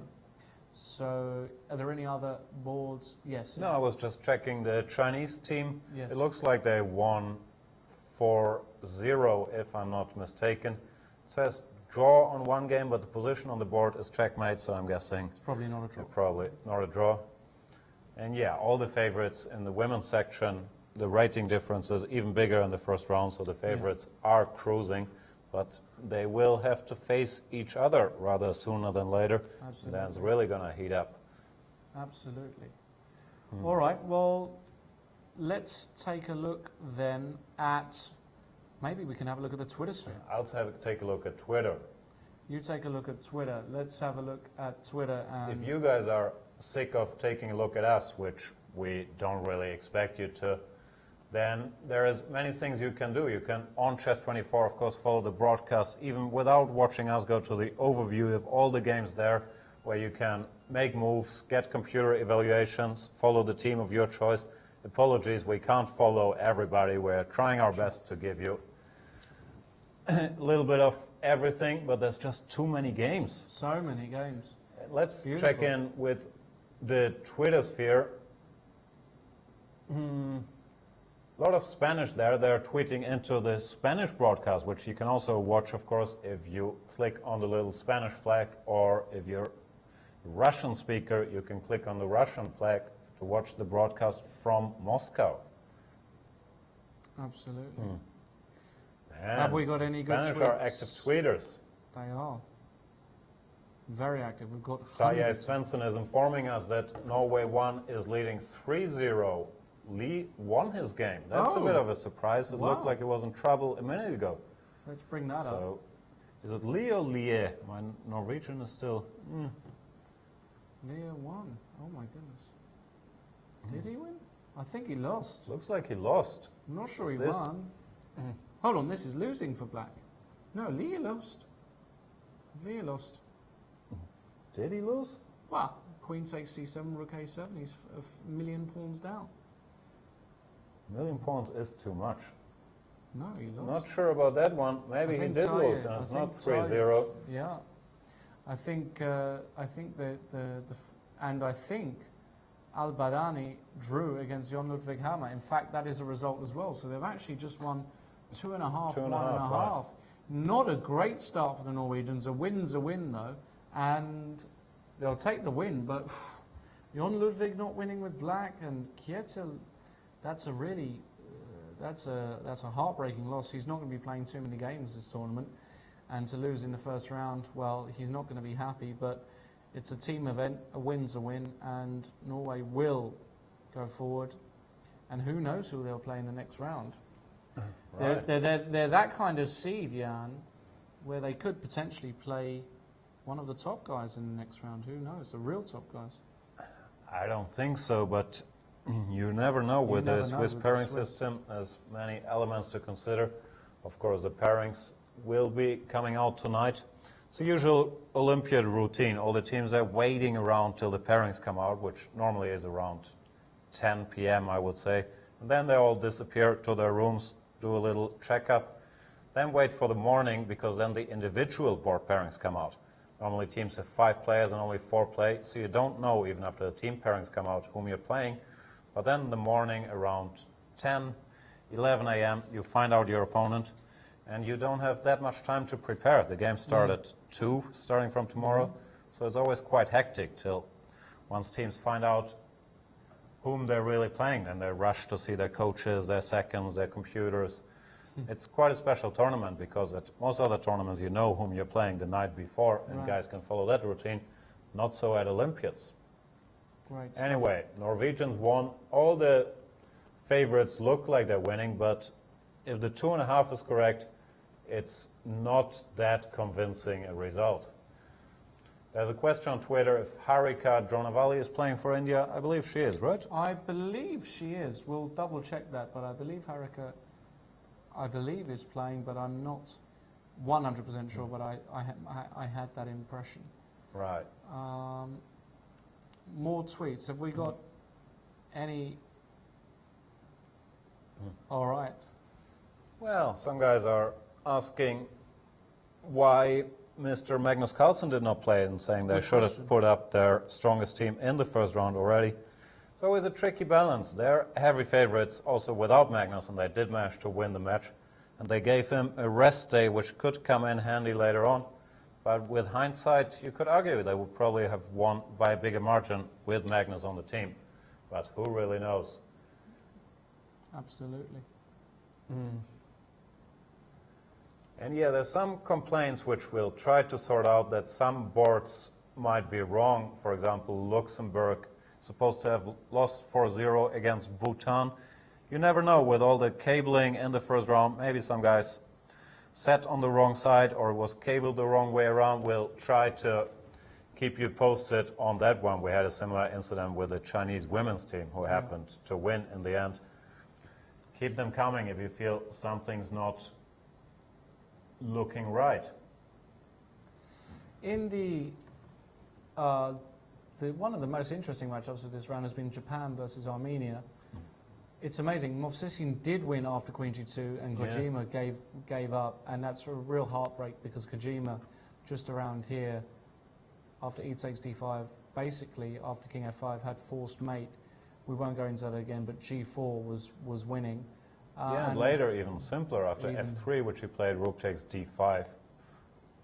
One move later. Yeah. Just here. Just Rook Or C6, Rook cutting E8. off the king, and Just it's cutting game off. over. Yeah.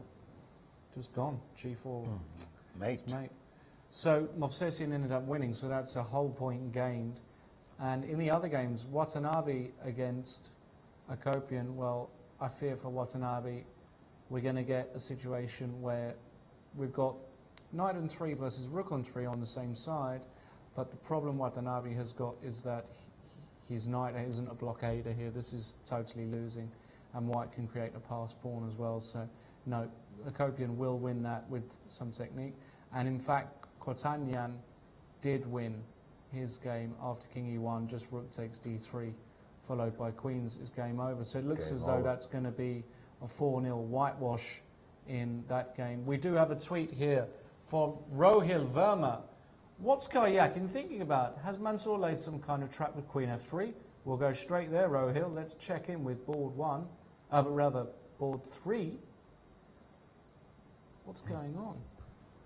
I don't know. He did play a move after queen f3, a3, and I don't see any serious traps. Probably was calculating the move knight to d5 when queen f6 check looks a bit scary, but I think you can even allow it and play a2. And after queen f6 check, king g8. Now if white tries queen d8 check, then bishop to f8 stops the attack, and this a-pawn will decide the day. So, no, I think Karyakin, well, he's just double-checking that he's not missing any tricks here. That's why he spent some time.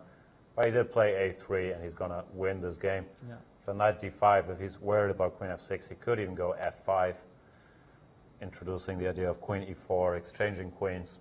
And I don't think there's anything white can really hope for. No, Russia will win their match 4-0, but they will have harder times later. Most favorites, or all the favorites, I believe, are winning their matches in the first round, as could be expected. But it's not going to stay like that, that we guarantee. Absolutely. In the Hungary game, that looks like that's going for a 4-0. Do you say in the Hunger Games? In the Hunger Games, I haven't read the book or seen the films. So I've seen the films. You've seen the They're, films. Yeah, they're all right. yeah, you don't have to see them. You don't have to see them. USA are currently 3-0 up, but Onishchuk is going to win to make that 4-0. Absolutely no problem at all.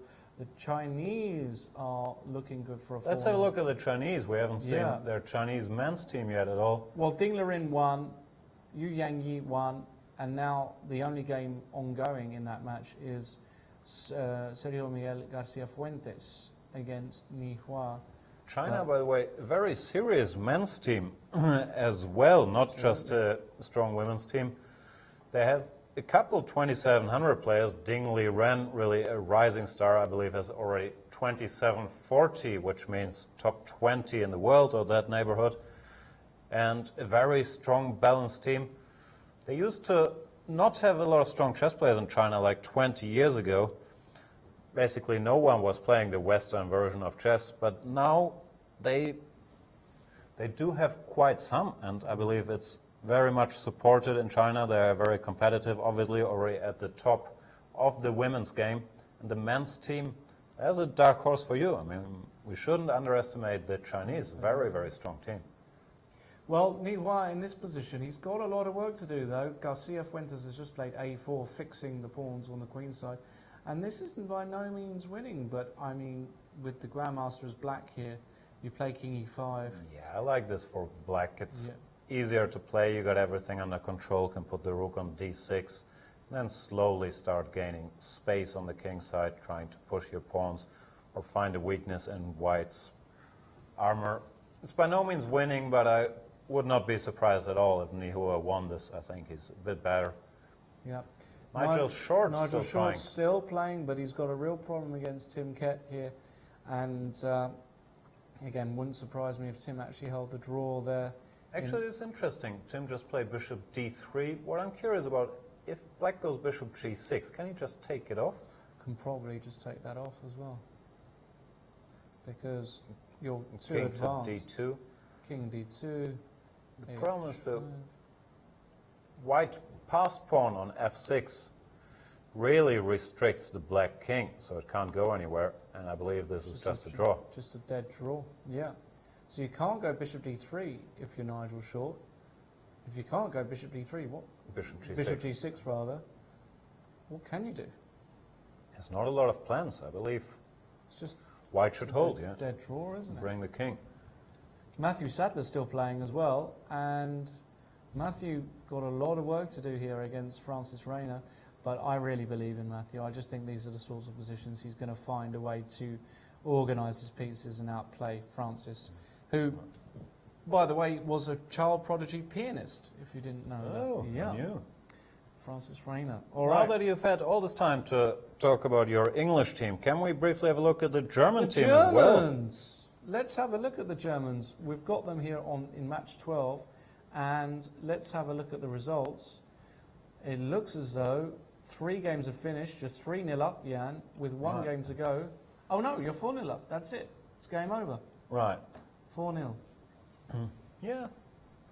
Germans are serious in these first rounds. Yeah. They were good in the And world. later, Germans, we've always had very good results at all these team competitions. Of course, the most spectacular one, 2011, when Germany won the European Team Championship. But at the Olympiads, we've also been doing quite all right, so don't count out the Germans. Have a new guy, Liviu Dieter Nicepeanu, used to represent Romania, now playing for Germany, close to 2,700. So it's quite a serious team. It's a very serious team. Another really interesting matchup of today was the other derby of the round, Cuba versus Puerto Rico. Oh, Which- Cuba, of course, the favorite in that one with Dominguez, Bruzon, bunch Huge of team.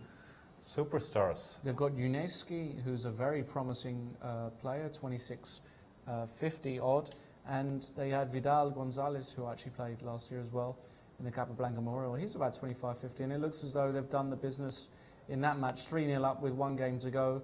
Bruzon still battling against Almedina Ortiz from Puerto Rico.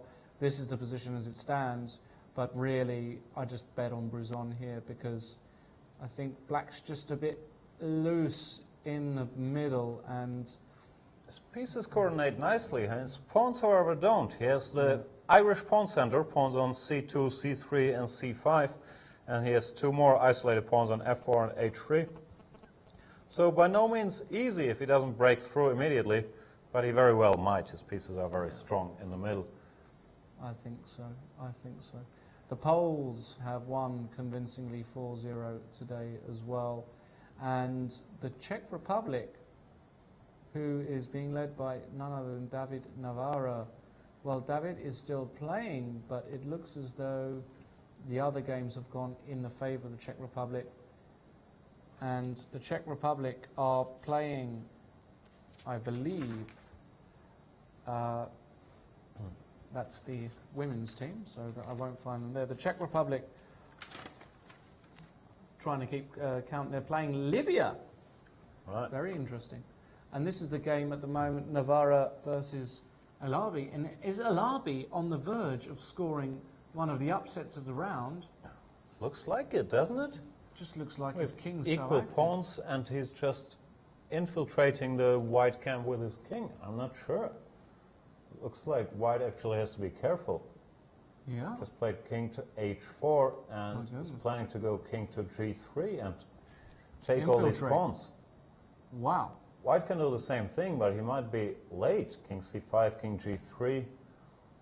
Let's say king d6. Black can rook takes probably e3. just take here, You're very take quick. here, take on f3. And it's a race where I'm not sure. The black f pawn It's very fast. looks like he's doing well. Maybe white can hold this, but certainly he's not really playing for a win here. So this could be an upset. David Navarra, I don't know his current rating, but he's normally around 2,700. Just lost a match to Hikaru Nakamura, Yes. which didn't go very well for him. Speaking of Hikaru Nakamura, there's some questions on Twitter if Nakamura will be board 1 once he shows up. And yes, he will be board 1 if he appears in Tromsø, or when he appears in Tromsø. He will be here. Jason Scherer is demanding a USA update. Let's go there for 1 minute. USA on board 6, I believe. Almost there. 8, 7, 6. No, that's Is not it the board USA. 7, perhaps? Yeah, there we Here go. they are. Looks like they're in pretty good shape. Up 3-0. Kamsky won his game. Akobian won his game. Shankland won his game. Onishuk is still playing. Let's see how he's doing. He's going to win as well. He's 2 pawns up. It's hopeless. A solid technician like Onishuk. Nothing's going to happen here. So USA is going to win 4-0. The men's team, we can go to the women's team as well Let's check briefly. out the girlies, yeah. We've got Irina Krush, Abrahamian, Nemchkova, Katerina, and Foyce. Which board number?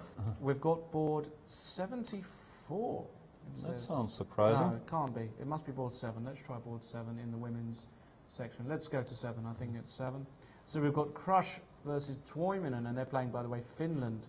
We've got Abrahamian versus Pushka. We've got Nemchkova versus Nazarova. And we've got Foyce versus Walter. So let's have a look at that. And we've got some results. Looks as though Irina won. It's all over. It's all over. 4-0, right? 4-0. No problems for the United States. No upsets. No upsets. And we're going to see a lot of 4-0s this round, Jan. That's the nature of the Absolutely. game. That's the nature of the first rounds.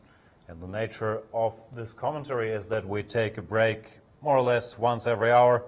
And I think we'll take one right now and then see what's going on. But we have had a result in the kayaking game. We've got Oh, the yeah. cameras there. And kayaking did, in fact, win that game, meaning a whitewash Another 4-0. for the Russians.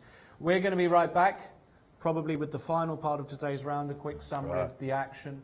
So stay tuned and go get yourself a drink. It's about time.